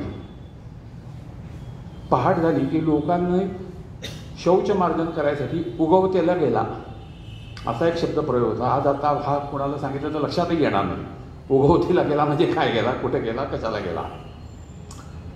तर ते गावकुसाच्या बाहेरच्या ज्या ह्या जागा असायच्या ज्याला आपण हागणदारी पण म्हणतो इथं, तर त्या जागेमध्ये ह्यांना वस्ती करायला लावायचे हे लोक. असं आयुष्य त्या पुस्तकामध्ये त्यांनी जे उल्लेख केलेला आहे ते पुस्तक वाचताना खरोखर अंगावरती काटा येतो की आपल्या समाजानं ह्या लोकांना कशा पद्धतीनं वागवलं होतं. तिसरे लेखक शंकरराव खरात आटपाडीचे. आपल्या शंकरराव खरात हे वकील झाले, अत्यंत हुशार होते. त्यांनी त्यांचं जे आत्मचरित्र लिहिलं आहे तराळ अंतराळ म्हणून, अप्रतिम पुस्तक आहे. समाजानं नाकारलेल्या जातीमध्ये आलेले असूनही त्यांनी जे काही त्यांचं शिक्षण घेतलं, पुढं गेले आणि मोठे वकील वगैरे होऊन पुण्यामध्ये कामकाज करायला आले. त्यांनी त्या पुस्तकामध्ये कुठंही शोषण केलं गेलं आहे म्हणून कुठलाही अपशब्द, वेडवाकडं, कारण काही काही वाचण्यामध्ये माझ्या जे दलित साहित्यामध्ये आलं की त्याच्यामध्ये सवर्ण आणि दलित ह्याच्यामध्ये खूप कडवट भाषांमध्ये त्यांची काही लिखाणं झालेली आहेत. पण शंकररावांनी कुठंही तसा संयम सोडलेला नाही. अतिशय सुंदर त्यांचं ते पुस्तक आहे. त्या पुस्तकाचा पण मला खूप आनंद दिला त्या पुस्तकाने. त्याच्यामध्ये त्यांनी एक गोष्ट लिहिलेली मात्र मला म्हणजे समाजामध्ये सवर्ण आणि दलितचा जो पगडा आहे त्याच्याबद्दल त्यांनी एक छोटीशी त्याच्यामध्ये किस्सा लिहिला होता. पुण्याला ते राहायला गेल्यानंतर कामकाज चालू झाल्यावरती त्याच्याकडे धुणं भांडी करायला एक बाई यायला लागली. एक 2 दिवस 3 दिवस भांडी धुवून झाल्यावरती तिने सांगितलं की आता मी काय तुमच्याकडे येणार नाही. तर का बाई म्हणाले, तुझं माझं जे काही ठरलेलं आहे, तुझा पगार ठरला आहे, सगळं ठरलं आहे, का नाही कामाला येणार? तर ती म्हणाली मी मराठ्याची आहे, मी मराठ्याची आहे आणि तुमच्या घरी येऊन कशी भांडी घासू, मला माझं जातभाई सगळे तोंडात शेण घालते. ती बाई धुणं भांडी करून चरितार्थ चालवती आहे. हे एवढे मोठे वकील झाले तरीही ती स्वतःला उच्च समजते आहे आणि खरातांसारख्या एवढ्या मोठ्या माणसाला ती खालच्या दर्जाचं समजते. हे किती वाईट आहे बघा. पण हे त्यांनी त्याच्यामध्ये त्याच्यात उल्लेख आहे म्हणून मी मुद्दाम आता सांगितलं की हा बदल व्हायला लागला आहे, होत राहायला पाहिजे. असाच बदल अजूनही पुढं गेला तर जास्ती चांगलं पाहिजे. यानंतर अजून जी आत्मचरित्र वाचली त्याच्यामध्ये एक सांगायचं म्हणजे देवाची पावले. देवाची पावलं हे गदिमांवरती रवींद्र भटांनी लिहिलेलं पुस्तक आहे. गदिमा जन्मापासून शेवटी अगदी पंचवटीमध्ये पुण्यामध्ये राहीपर्यंतचा जो काळ आहे हा सगळा त्यांनी त्याच्यामध्ये गदिमांनी किती कष्ट घेतले त्याच्यासाठी ह्याचा सगळा त्या पुस्तकामध्ये उल्लेख केलेला आहे. तेही पुस्तक अत्यंत वाचण्यासारखं आहे. मी ते वाचलेलंच आहेच, पुन्हा पुन्हा वाचत असतो. अजून एक पुस्तक तोच मी म्हणजे प्रभाकर पणशीकर, सबकुच प्रभाकर पणशीकर. नाट्यसंपदाचे प्रभाकर पणशीकरांनी त्यांचं तोच मी म्हणून जे पुस्तक लिहिलं आहे ते पुस्तकसुद्धा अतिशय सुंदर आहे. त्या पुस्तकामध्ये त्यांनी त्यांच्या नाट्यसंपदाची वाटचाल सुरुवातीपासून त्यांना काहीही ज्या वेळेला ते नव्हते तिथनं त्यांना तुम्ही नव्हेचपासनं कसं नाव मिळालं आणि पुढचा जो सगळा काळ आहे हा त्यांनी खूप सुंदर शब्दबद्ध केला आहे. जर कोणी ते वाचलेलं नसेल तर मग मी सगळ्यांना सांगेन ते अगदी अवश्य वाचा. ते जरूर वाचण्यासारखं पुस्तक आहे. तोच मीच्या नंतर पुढचं जे पुस्तक आहे, एक सेकंड, सुधीर फडक्यांचं जगाच्या पाठीवर. जगाच्या पाठीवर हे थोडं शेवटाला अर्धवट राहिलेलं पुस्तक आहे, पूर्ण झालेलं नाही आहे कारण ते. पण सुधीर फडक्यांना सुद्धा अत्यंत लहान वयामध्ये त्यांना घर सोडून बाहेर पडलेत आणि ते राम फडक्यांचे सुधीर फडके वगैरे झाले, हे सगळ्या गोष्टी आहेत. पण घर सोडून बाहेर पडलेला माणूस बहुधा बिघडतो, पण ते कुठेही न बिघडता एक चांगल्या संस्कारामध्ये लहानाचे मोठे होत गेले, सुंदर गायक झाले, संगीतकार झाले. एक विचारधारा डोक्यात ठेवून चांगली वाईट हा भाग वेगळा, पण त्या विचारधारेशी ते एकनिष्ठ राहिले. गोवा मुक्ती संग्रामामध्ये आपल्या इथल्या सांगलीचे मूळचे असणारे, ज्यांचं आपटे मूळचं नाव त्यांना सोडवायसाठी विंदू माधव जोशांच्याबरोबर त्या लोकांनी खूप प्रयत्न केले आणि पोर्तुगालच्या जेलमधनं पण त्यांना सोडून आणलं. हे सुधीर फडके, त्यांचंसुद्धा जगाच्या पाठीवर हे पुस्तक खरोखर वाचण्यासारखं आहे. आपल्या लायब्ररीमध्ये असेलच, आहे ना. त्यामुळं ही काय, मला काही काही पुस्तकं प्रचंड आवडली ना की मी माझ्या पर्सनल कलेक्शनमध्ये विकत आणून ठेवून टाकतो. ही मला आवडतात आणि मी माझं स्वतःसाठी ठेवतो. यानंतर अजून एक पुस्तक अग्निपंख. आज आपण अब्दुल कलामांचंच करतोय स्मरण. त्याच्यामध्ये अग्निपंखमधलं रामेश्वरममधल्या जो काळ होता त्यांचा पूर्वीचा, तो सगळा वाचत असताना एक माणूस इतक्या तळातून भारताच्या सर्वोच्च पदापर्यंत जातो आणि ज्या दिवशी राष्ट्रपती पदावरनं पाय उतार झाले त्यावेळेला त्यांना प्रत्येक राष्ट्रपतींना विचारलं जातं की यानंतर तुम्ही पुढे कुठे राहणार आहात. त्याप्रमाणे शासन आपलं जे आहे ते त्यांची हयात सोय केलेली असते. ते म्हणाले मला काय लागणार आहे, एक वन रूम किचन फ्लॅट असला की बास आहे. आणि 365 खोल्यांच्या राष्ट्रपती भवनातनं बाहेर पडताना त्यांच्या फक्त 2 सुटकेस होत्या. त्यातल्या एका सुटकेसमध्ये कपडे होते आणि दुसऱ्या सुटकेसमध्ये पुस्तकं होती. ते अब्दुल कलामांचा अग्निपंख देखील तेवढंच सुंदर आहे, वाचण्यासारखं आहे.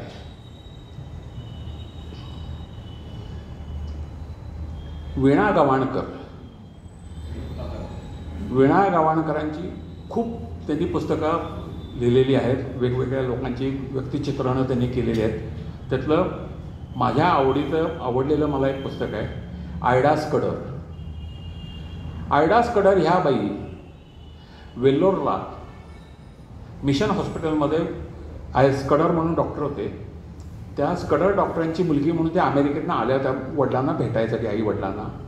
आणि त्यांना हे भारतातलं दारिद्र्य आणि ते सगळं विचित्र बघून त्यांना फार वाईट वाटत होतं, घाण वाटत होती, किळस येत होती. आणि मी काय परत भारतात येणार नाही असं सांगून त्यांनी ठाम केलेलं असताना अचानक त्या दिवशीच रात्री एक माणूस येतो बोलवायला, माझी बायको अडली आहे, तिला सोडवा. डॉक्टर म्हणतात चल जाऊया. नाही नाही तुम्ही येऊन चालत नाही ना. तो 3 पट्टे ओढलेला अगदी कर्मठ माणूस, मग ती तुमची मुलगी आली तिला घेऊन जातो. कारण ते बाई कळा द्यायला लागली आहे. त्याच्यामध्ये म्हणाले पुरुष चालणार नाही आम्हाला. अहो म्हणाले ती शिकलेली नाही आहे, तिला काही माहिती नाही आहे आणि मी जर नाही आलो तर ती बाई मरून जाईल, तू जे सांगतोस त्याप्रमाणे. तिचं नशीब, मी काय करू. त्यांनी त्या मुलीला नेऊ शकले नाही, तिला काही येत नव्हतं. डॉक्टरला नेलं नाही. ती बाई रात्री मेली. थोड्या वेळानं दुसरं एक असाच आणि एक जणाला, तो होता मुसलमान, त्यानंही परत हाच सगळा प्रकार झाला. सकाळच्या वेळेला गावाबाहेर जाताना ते मिशन हॉस्पिटल होतं. हॉस्पिटलच्या बाहेर दोन्ही प्रेत यात्रा निघाल्या. एक त्या 3 पट्टेवाल्या माणसाची आणि दुसरी मुसलमानाची बाईक होती. त्यावेळेला हे आयडास कडरच्या लक्षात आलं की हे का झालं, तर आपण डॉक्टर नसल्यामुळं. तर त्यानंतर त्यांनी तिथनं परत अमेरिका गाठली. तिथं जाऊन त्या अमेरिकेमध्ये जाऊन शिक्षण घेतलं, डॉक्टर झाल्या आणि संपूर्ण आयुष्य त्या वेल्लोरमध्ये राहिल्या. आणि वेल्लोरमध्ये राहून त्यांनी फक्त रुग्णसेवा केली. रुग्णसेवा करत असताना आपण एक सगळ्यांच्याबद्दल असं एक म्हणतो की मिशनरी म्हणजे धर्म बदलणार, पाठवतील लोकांना. तर त्यांच्या त्या पुस्तकामध्ये वीणा गवाणकरांनी जे लिहिलं आहे त्यामध्ये त्यांनी लिहिलं की आयडास कडरनी फक्त रुग्णसेवाच केली. त्यांनी कुठेही कधीही धर्मांतर करायचा प्रयत्न केला नाही. आणि त्यांचं खूप वय झालं असताना हॉस्पिटलनं त्यांच्यासाठी एक बाजूला घर बांधून दिलं. त्या आयुष्यभर अनमॅरिड राहिल्या आणि तिथंच राहिल्या. एकदा त्यांना डॉक्टर राजेंद्र प्रसाद वेल्लोरला आले असताना ह्यांना खाली तिथं बसलेल्या होत्या, त्या कार्यक्रमाला आल्या असताना रिटायर झालेल्या होत्या. मग काय झालं नाही, आपल्याला तिथं खाली जाऊन त्यांचा सत्कार करायला पाहिजे, त्यांना वर येता येत नाही. तर त्यांचे पाय वगैरे खराब झाले असतील. तर त्यांनी खाली येऊन त्यांचा सत्कार केला. आज एवढ्या मोठ्या व्यक्तीबद्दल वीणा गवाणकरांनी खूप अभ्यास करून ते पुस्तक लिहिलं आहे. ज्या कोणी वाचलं नसेल त्यांना मी नक्की सांगेन, हे तुम्ही अगदी जरूर वाचा. स्मृतिचित्र, लक्ष्मीबाई टिळक, रेव्हरंड टिळकांची बायको. रेव्हरंड टिळकांनी ब्राह्मण असताना त्यांनी धर्मत्याग करून ख्रिश्चन धर्म स्वीकारला. ख्रिस्तायन म्हणून त्यांनी त्याच्यावरती काही काही पुढं गीतेसारखं त्यांनी लिहिलं पण आहे. पण त्यांनी बायकोवरती कधीही बळजबरी केली नाही की तूही ख्रिश्चन हो. त्या आणि त्यांचा मुलगा त्या पुढं 10 वर्ष तरी त्या हिंदूच राहिल्या त्या, पण शेवटी त्याही ख्रिश्चनच झाल्या. पण त्यांनी जे स्मृतिचित्र लिहिले ते मला तर वाटतं आर्ट्स साईडच्या मुलांना कॉलेजला पण असेल तो अभ्यासाला विषय असायचा पूर्वी. मला नक्की माहीत नाही कारण मी काय आर्ट्सचा विद्यार्थी नाही, मी कॉमर्सचा होतो. पण आर्ट्समधल्या मुलांना स्मृतिचित्र हा अभ्यासाला विषय असायचा. स्मृतिचित्रानंतर आपल्या सांगलीचे डॉक्टर नाटेकरांनी त्यांच्या डॉक्टरी आयुष्यामध्ये जी माणसं त्यांना भेटली वेगवेगळी आणि त्यांना जरा गाण्याची आवड जाणली आहे, त्याबद्दलही त्यांनी बरंच लिहिलं आहे. तर त्यांचं एक पुस्तक आहे, त्याचं असं झालं, आपल्या लायब्ररीत आहे ते पुस्तक. तर त्याच्यामध्ये त्यांना जी वेगवेगळी लोकं भेटत गेली त्याबद्दल त्यांनी जे सुंदर लिहिलेलं आहे तेही अगदी वाचण्यासारखं पुस्तक आहे, त्याचं असं झालं. अजून एक गंमत म्हणजे मी बरंच काहीतरी लिहित असतो, रोजच लिहित असतो, वेगवेगळ्या ठिकाणी ते जात असतं. असंच एकदा काहीतरी मी लिहिलेलं असताना मला वाटतं पी सावळारामांबद्दल असं लिहिलेलं.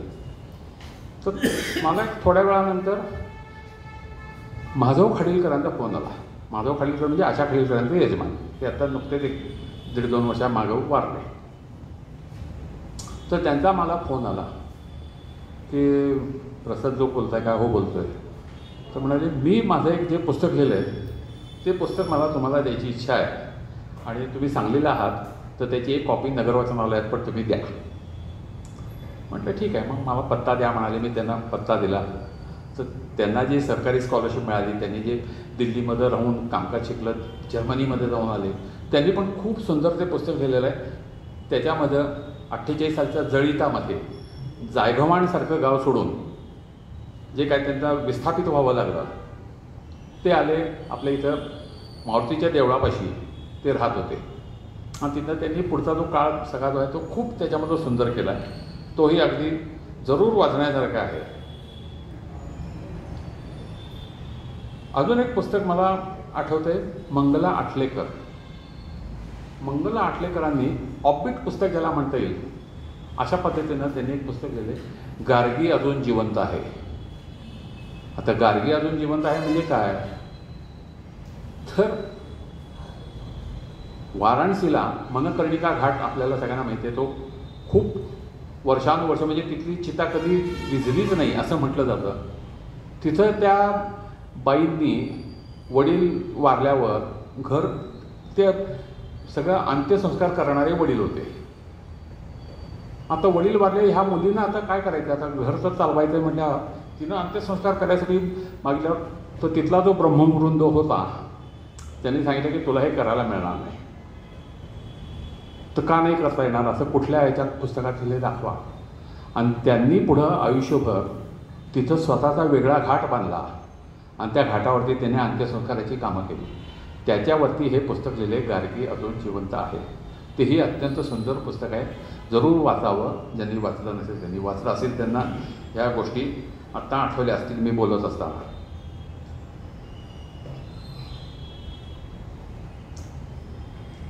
अजून एक महत्त्वाचं म्हणजे ॲडॉल्फ हिटलर. ॲडॉल्फ हिटलरनं 1929 साली त्याला जेलमध्ये टाकलं होतं ज्याला, त्याला त्यानं माईन काम्प म्हणून एक स्वतःचं आत्मचरित्र दिले. मी पुढं काय करणार आहे, काय माझ्या इच्छा आहे. तेही पुस्तक, तो माणूस चांगला का वाईट हा भाग नाही, पण त्यांनी ते लिहिलं. पुढं त्या पुस्तकानंतर माझ्या मनामध्ये अतिशय मोठं कुतूहल हिटलरबद्दल निर्माण झालं की सगळ्या जगाला वेठीला धरणारा हा हिटलर होता तरी कसा.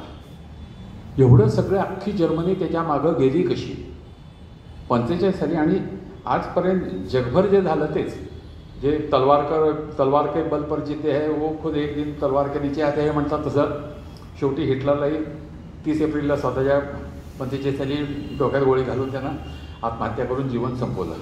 पण ते जीवन संपत असतानासुद्धा हिटलरचे काही कोट्स होते, त्या पुस्तकामध्ये मी वाचलेले आहेत.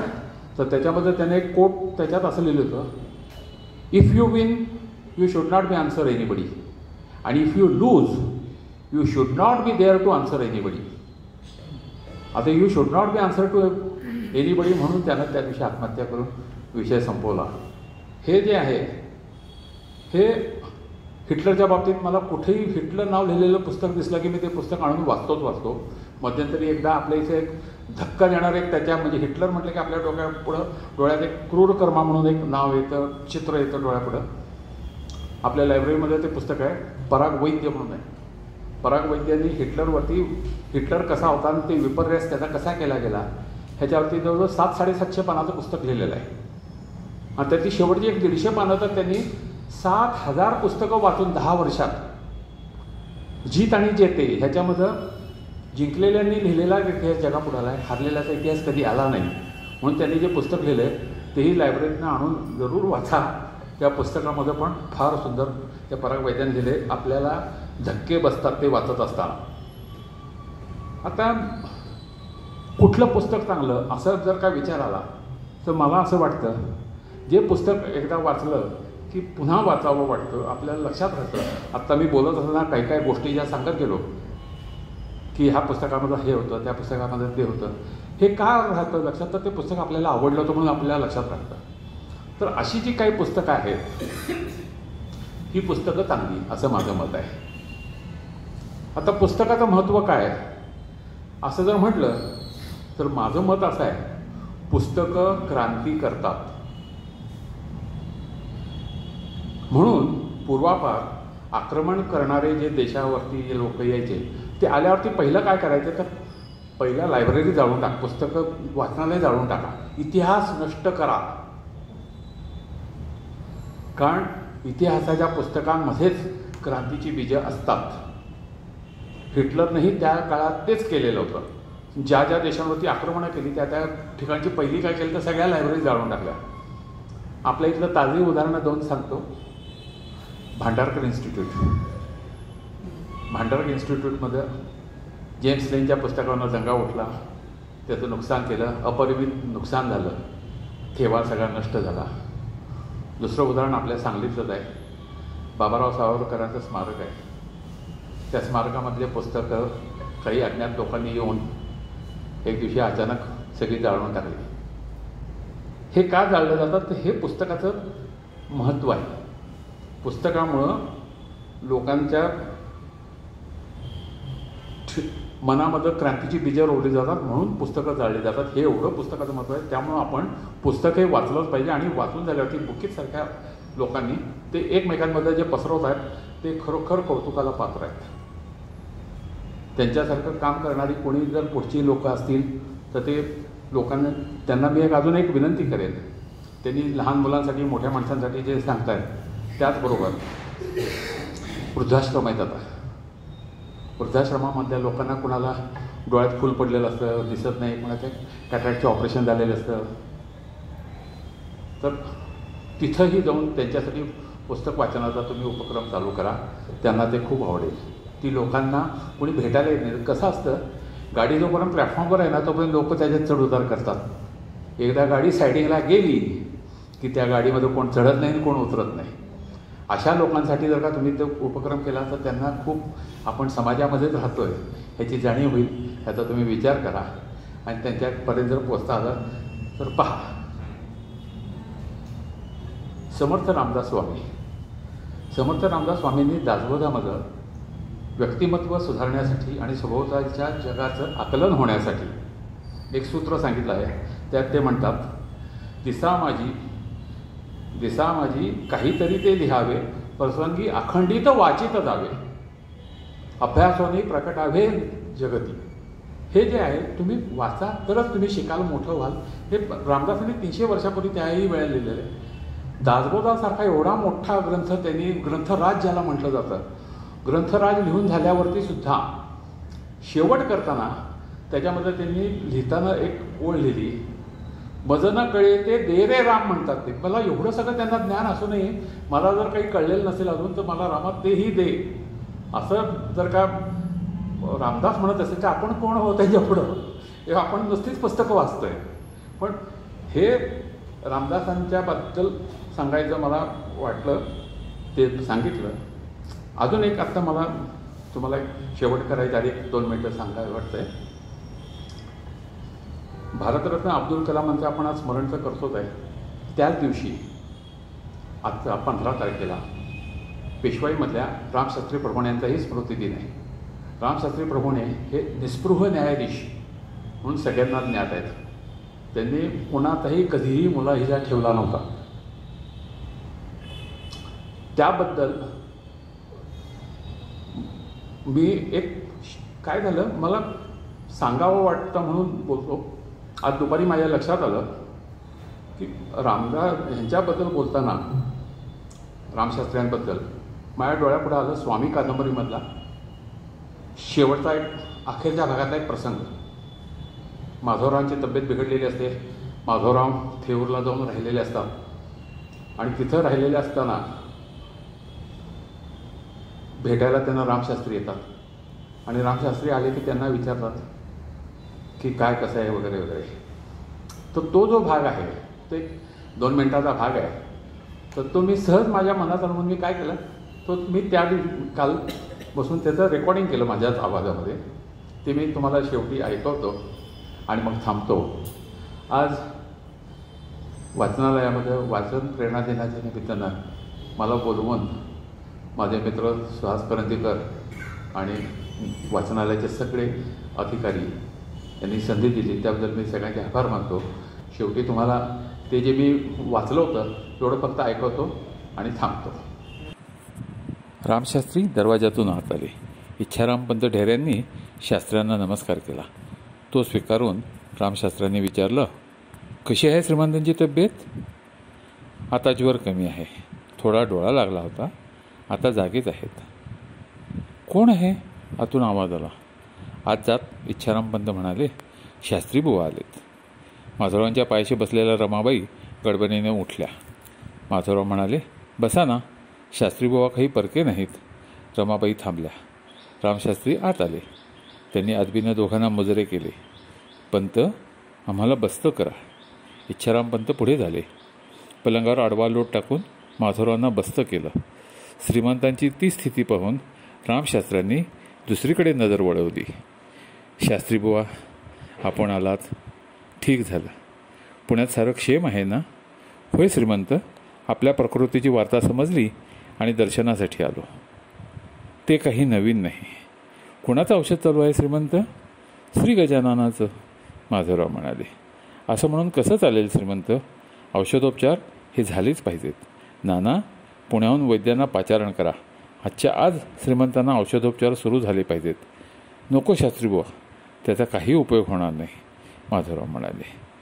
श्रीमंत, स्पष्ट बोलतो, त्याची माफी असावी. आपल्याला बोलण्याचा आमचा अधिकार नाही. पण जोवर जीव आहे तोवर शरीरधर्म हा पाळलाच पाहिजे, ही धर्माज्ञा आहे. माधवराव काही बोलले नाहीत. नाना चटकन बाहेर गेले. त्यांच्या मुखावर समाधान होतं. कचेरीत जाऊन त्यांनी खलिता लिहिला आणि थोड्याच वेळात 2 घोडेस्वार थेऊर सोडून भरधाव पुण्याची वाट चालू लागले. दुसऱ्या दिवशी सुप्रसिद्ध वैद्य गंगा विष्णू महेश्वर, तेरदाळचे रणछोड नाईक आणि साताऱ्याचे रूपेश्वर बुवा ही मंडळी थेऊरला दाखल झाली. 2 प्रहरापर्यंत ज्यांचं औषध श्रीमंत बरेच दिवसांपर्यंत घेत होते ते कनिंगहॅम साहेबही थेऊरला आले. श्रीमंतांनी प्रथम कनिंगहॅमची भेट घेतली. त्यांनी श्रीमंतांची तब्येत पाहिली.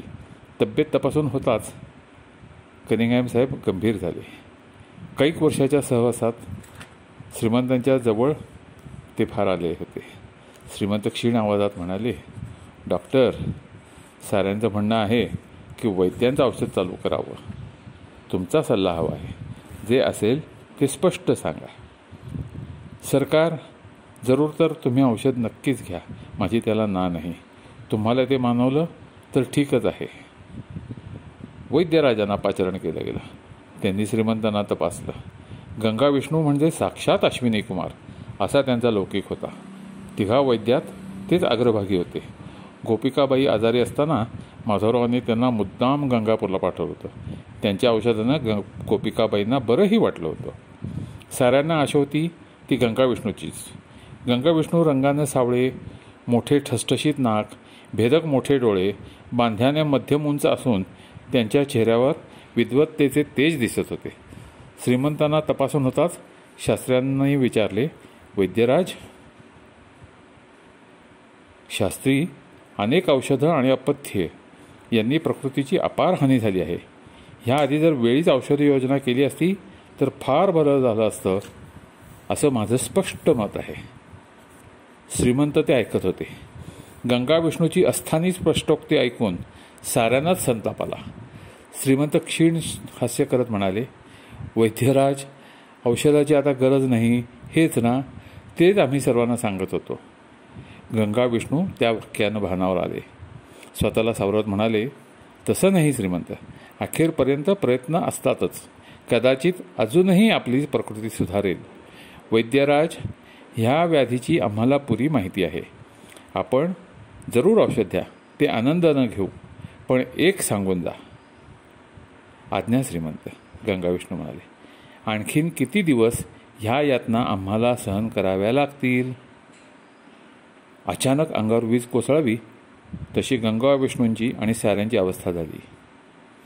गंगा विष्णूचा हातगुण जसा मशहूर होता, तशीच त्यांची स्पष्टोक्ती आणि लहरीपणाबद्दल सुद्धा ख्याती होती.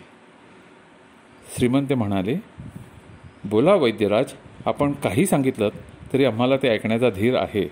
आमच्या मनाची सिद्धता झाली आहे. मृत्यूचं भय आम्हाला वाटत नाही, पण असं खितपत पडून मृत्यूची वाट पाहणं असह्य होत आहे. आमचा मृत्यू ही वैयक्तिक बाब नाही, राज्याची जबाबदारी आमच्यावर आहे. आमची स्थिती आम्हाला कळायलाच हवी. अचूक भविष्यकाल सांगणं हे देखील वैद्याचं श्रेष्ठ लक्षण आहे. परमेश्वराखरीच तोच ते जाणू शकतो. माधवराव मधून ठसकत बोलत होते. श्रमांनी त्यांच्या कपाळी घाम येत होता. हरिपंत फडके घाम टिपत होते. गंगा विष्णूंनी श्रीमंतांकडे पाहिलं. ते अविचलित चित्ताने म्हणाले, श्रीमंत, मृत्यू कुणालाच सांगता येत नाही. तरीही माझ्या तर्कानुसार फार तर 1 महिन्याचा अवधी आपल्या हाती आहे.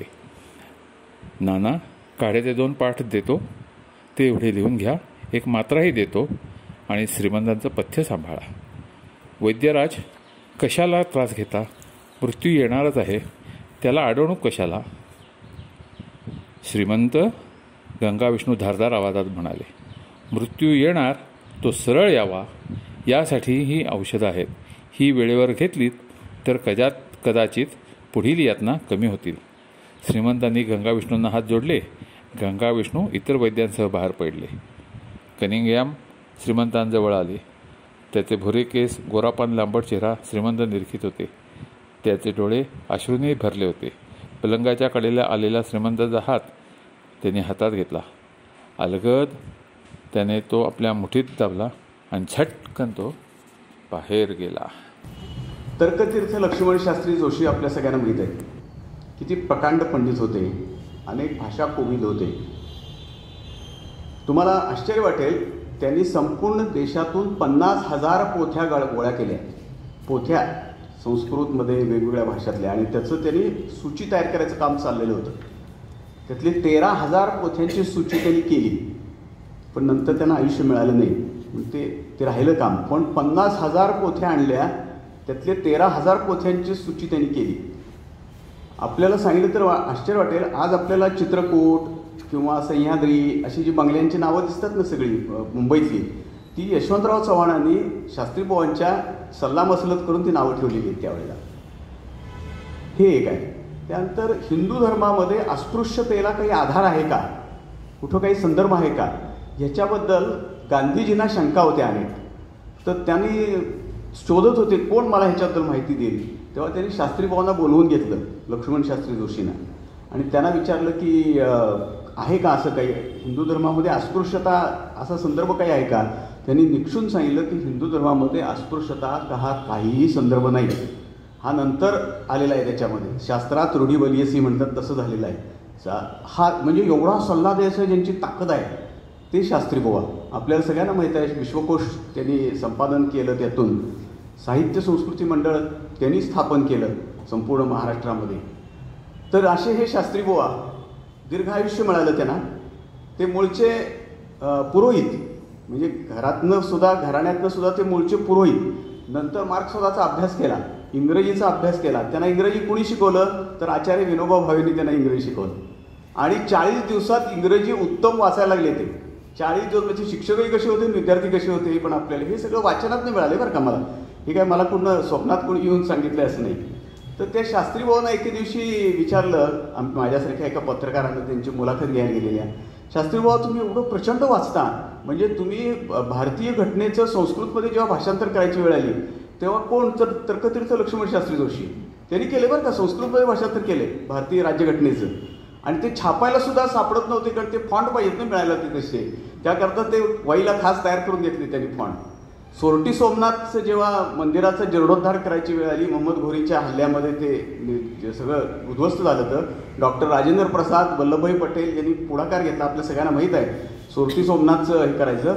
तर त्याचं पौराहित्य कोण करणार त्या कार्यक्रमाचं म्हणल्यावरती प्रश्न असा निर्माण झाला, कारण कोणच पुरोहित तयार होईनात. कारण हे म्हटले भग्न झालेलं मंदिर आहे, आम्ही त्याचं पुरोहित्य करत नाही. तर्कतीर्थांना घेऊन गेले इथनं शेवटी.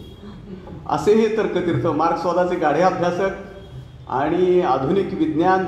मला सुदैव माझं असं की वाईला अंधश्रद्धा निर्मूलन समितीच्या एका कार्यक्रमामध्ये, एका कार्यशाळेमध्ये 3 दिवस शास्त्रीभावांची मला व्याख्यान ऐकायचा योग आला त्यावेळेला. आणि त्यामध्ये पहिल्या दिवशी त्यांनी भारतीय खगोलशास्त्र आणि पाश्चात्य खगोलशास्त्र ॲस्ट्रॉनॉमी ह्याच्यावरती भाषण दिलं. दुसऱ्या ह्याच्यामध्ये प्राचीन भारतीय विज्ञान, आधुनिक विज्ञान ह्याच्यावर त्यांनी आमच्याशी बोलले. आणि तिसरा विषय होता प्राचीन भारतीय तत्त्वज्ञान आणि कांट आणि हेगल्स वगैरेचं पाश्चात्य तत्त्वज्ञान, ह्यावरती त्यांनी व्याख्यान दिले. त्यामध्ये त्यांनी भारतीय केमिस्ट्री म्हणजे प्राचीन रसायनशास्त्र, प्राचीन जीवशास्त्र, प्राचीन भौतिकशास्त्र याच्याबद्दलही भाषण केलं, म्हणजे आमच्याशी बोलले. आणि वैदिक संस्कृतीचा विकास कसा झाला ह्याबद्दलही ते बोलले. केवढा मोठा पंडित. तर त्यांना माझ्यासारख्या अशा पत्रकारांना प्रश्न विचारला की शास्त्री बुवा किती वाचावं माणसानं, म्हणजे रोज किती वाचलं, तुम्ही किती वाचता. शास्त्री बुवा त्यांना म्हणले माणसाचं जेवढं वय तेवढं त्यानं रोज वाचलं पाहिजे. आता माझं वय 90 आहे म्हणले, मी रोज 90 पानं वाचतो किमान. तर असे हे शास्त्री बुवा. आत्ता मगाशी यांनी दादासाहेब मोरेंचा उल्लेख केला म्हणून सांगतो. दादासाहेब मोरे हे जतमधले. ते एके दिवशी आमचं डॉक्टर बाबासाहेब आंबेडकर रोडवरती आमचं ऑफिस होतं सकाळचं. मी नुकताच 85ला सकाळमध्ये रुजू झालो होतो. 86ची घटना असेल साधारण 85-86च्या मधली. आणि एके दिवशी एक असा मुलगा माझ्यासमोर आला, नमस्कार म्हणला, ये म्हणलं बस. काय आमचं एक छोटंच ऑफिस होतं, काय फार मोठंच होतं ते.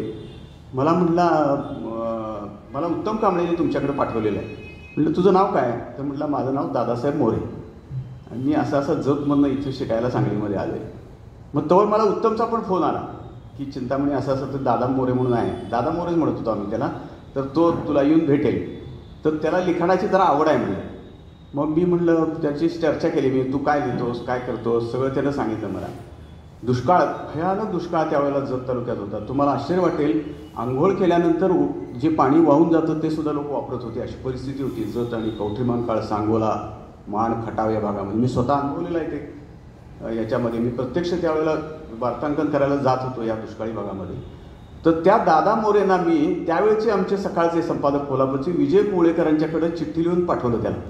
म्हटलं हा मला साहेब हा मुलगा अतिशय चांगला वाटतोय, ह्याचा आपल्याला लेखनासाठी चांगला उपयोग होऊ शकेल. मग तेव्हा कोळेकरांनी त्याला पहिल्यांदा दुष्काळावरती लेखमालिका लिहायला लावली. दुष्काळ या विषयावरती त्यानं दुष्काळावरती लेखमाला लिहिली आणि मग गबाळ त्यानं लिहिलं. तो दादासाहेब मोरे. नंतर आपली यशवंतराव चव्हाण मुक्त विद्यापीठामध्ये तो चांगल्या पदावरती काम करत होता. नंतर बऱ्याच दिवसात माझी त्याची भेट नाही.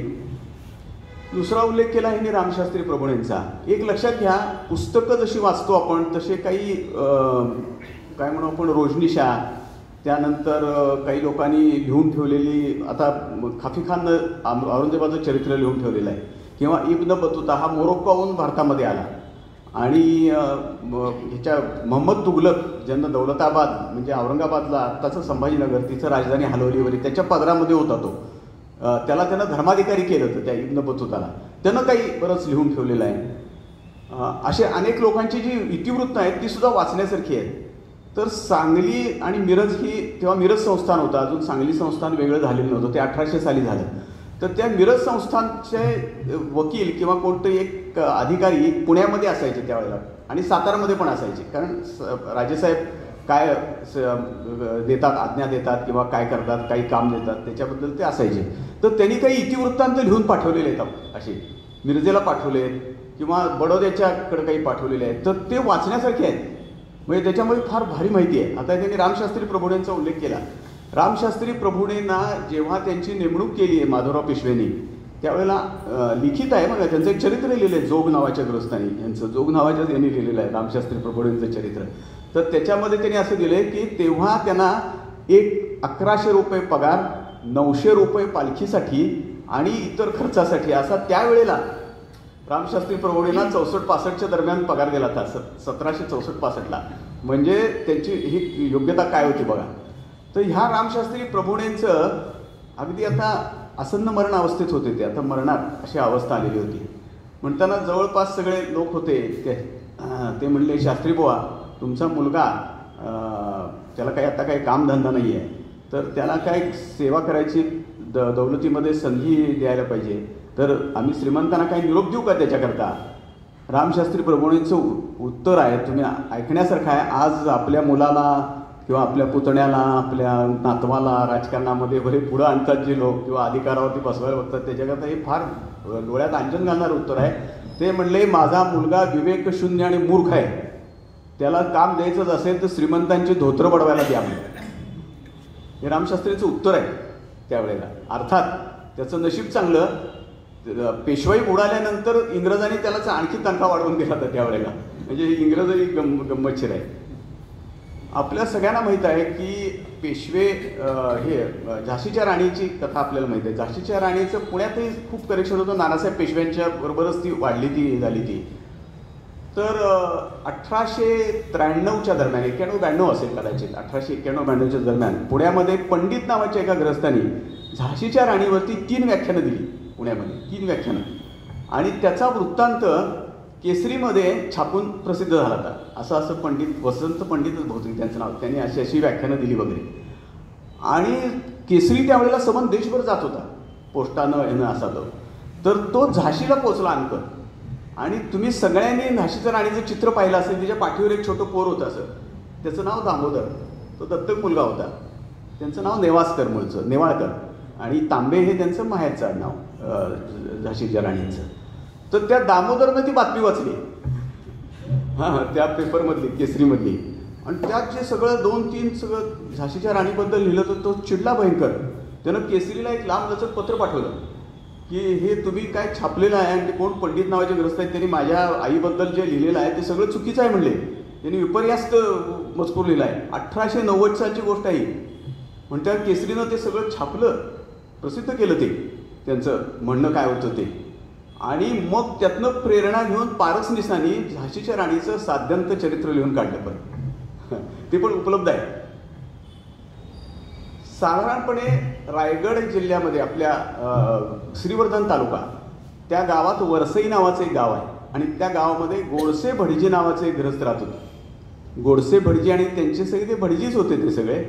आणि त्यांना असं कळलं की उत्तर भारतात कानपूरला किंवा ब्रह्मावर्ताला फार जोरात उत्सव चालू आहेत, दक्षिणा वाटत आहेत सगळेजण. आपल्या इकडं काय आता इथं काही नव्हतंच पुण्यामध्ये वगैरे, तेव्हा संपलं ती पेशवाई संपली. पेशवाई संपली ती म्हणजे इतकी संपली ती की 1950पर्यंत पेशव्यांना पुण्यात यायचं असेल तर परवानगी घ्यायला लागत होती, अशी परिस्थिती होती पेशव्यांची.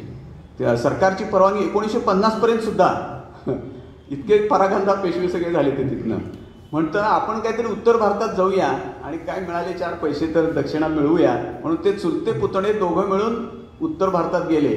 आणि त्यांचं गंमत अशी की ते 1857च्या स्वातंत्र्य युद्धामध्ये सापडले.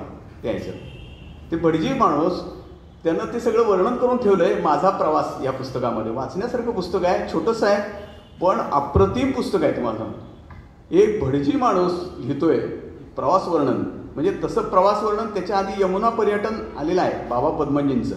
एका मुलीचं त्यांनी, एका ख्रिश्चन झाली ती नंतर मुलगी, थोडं धर्माच्या आधारानं ते लिहिलेलं आहे, ख्रिश्चन धर्माच्या, पण ते यमुना पर्यटन आधी लिहिलेलं आहे. पण हे त्यानं माझा प्रवास हे प्रवास वर्णन लिहिलं आहे. आणि आश्चर्याची गोष्ट म्हणजे त्यानं त्याच्यामध्ये नानासाहेब पेशवेंना पाहिलेलं आहे, तात्या टोपेंना स्वतः पाहिलेला आहे, असा दुसरा कुठलाही चक्षुर्वयी सत्यम म्हणतो असा कुठलाही व्यक्ती नाही आहे. झाशीच्या राणीला पाहिले, म्हणजे झाशीच्या किल्ल्यावरती मोर्चे बांधत होत्या झाशीच्या राणी, त्यानं पाहिलेत मागं उभं राहून तिथं. त्या गोडसे भटजींचं हे चरित्र म्हणजे त्यांनी जे प्रवासवर्णन दिलं ते आल्या त्यांनी लिहिलंच नाही. ते आधी मुळात घाबरले तेच, कारण काहीच शिल्लक राहिलं नाही, सगळं लुटालूट झाली, इतके दंगा झाला तिथं 57च्या याच्यामध्ये की शेवटी ते फक्त गंगेचा एक गडू मिळतो ना, तो गंगाचा गडू घेऊन येतात की लोक, ते शेवटी तोंडात घालतात, तर ते तेवढं घेऊनच ते दोघं सुद्धापूर ते परत आले तिथनं, बाकी काही त्यांना मिळालं नाही म्हणून ते घाबरले ते. पण ती हकीकत एका प्रकाशकाला कळली त्यावेळेला की हे असे भटजी हे दोघं 1857च्या युद्धाच्या तिथं गेले ते. कारण स्वातंत्र्यवीरांचं 1857चं स्वातंत्र्य समर हे नंतरचं पुस्तक आहे, स्वातंत्र्यवीर सावरकरांचं. तर त्यांना गाठून त्या वरसे गावात गेले आणि त्या गोडसे भटजींना भेटले ते आणि अहो म्हणले तुम्ही 1857चं युद्ध स्वतः प्रत्यक्ष पाहिलेलं आहे? होय म्हणले पाहिलं आहे. 25 वर्षानंतर? मग तुम्ही लिहून द्याल काय हे? म्हणजे आम्ही लिहून घेऊ, तुम्ही सांगाल काय, आम्ही प्रसिद्ध करायचे? बघा म्हणले माझ्यावरती काय तोहमत येऊन एवढं बघा म्हणले, कारण इंग्रजांचं सरकार होतं त्यावेळेला. मग त्यांनी ते सगळं लिहून काढलं, त्याच्यानं ते पुस्तक प्रसिद्ध केलं. नमस्कार. वाचनालयाच्या पुस्तकांच्या रॅकमधनं एखादी फेरी मारली तर म्हणजे आपण दिवसभर किती 24 तास काम करत असतो आणि आपल्याला वेळ का मिळत नाही हे पदोपदी जाणवत असतं की आपल्याला इच्छा असते पण वेळ काढू शकत नाही. पण तरी त्यातनंच वेळ काढून आपण भरपूर वाचलं पाहिजे. या निमित्तानं आपण सर्वजण वेळात वेळ काढून आलात त्याबद्दल संस्थेच्या वतीनं आपल्या सर्वांचे मनपूर्वक धन्यवाद. आपल्या ओळखीच्यांना दिवाळी अंकाची योजना आमची आता सुरू होत आहे. उद्या परवा दिवशीच दिवाळी अंक वितरित करण्याला सुरुवात होईल. फक्त 150 रुपयात आपण 6 महिने दिवाळी अंक वाचायला देणार आहे. विश्रामबाग शाखेतसुद्धा दिवाळी अंक आहेत. यावेळेला आपण बऱ्याच लोकांना दिवाळी अंक बदलणे किंवा एकंदरच वाचनालयाकडे यायला जमत नाही म्हणून घरपोच दिवाळी अंकाची सोय पण चालू केली आहे. त्यात फक्त एका भागातले एक 10-15 मेंबर झाले तर आम्हाला वितरित करायला सोपं जातं, म्हणून तशी पण योजना आहे. ग्रंथपालांच्याकडं किंवा आपले फोन नंबर आहेत त्या जाहिरातीमध्ये माहिती मिळेल. आपण मेंबर झाला नसाल तर आपण व्हा किंवा आपल्या संबंधितांना सांगा. आणि असंच वाचन संस्कृती वाढवण्यासाठी आपण प्रयत्न करतो आहे, तसेच प्रयत्न चालू ठेवा. आपण सर्वजण इथं उपस्थित राहिलात त्याबद्दल सर्वांचे धन्यवाद.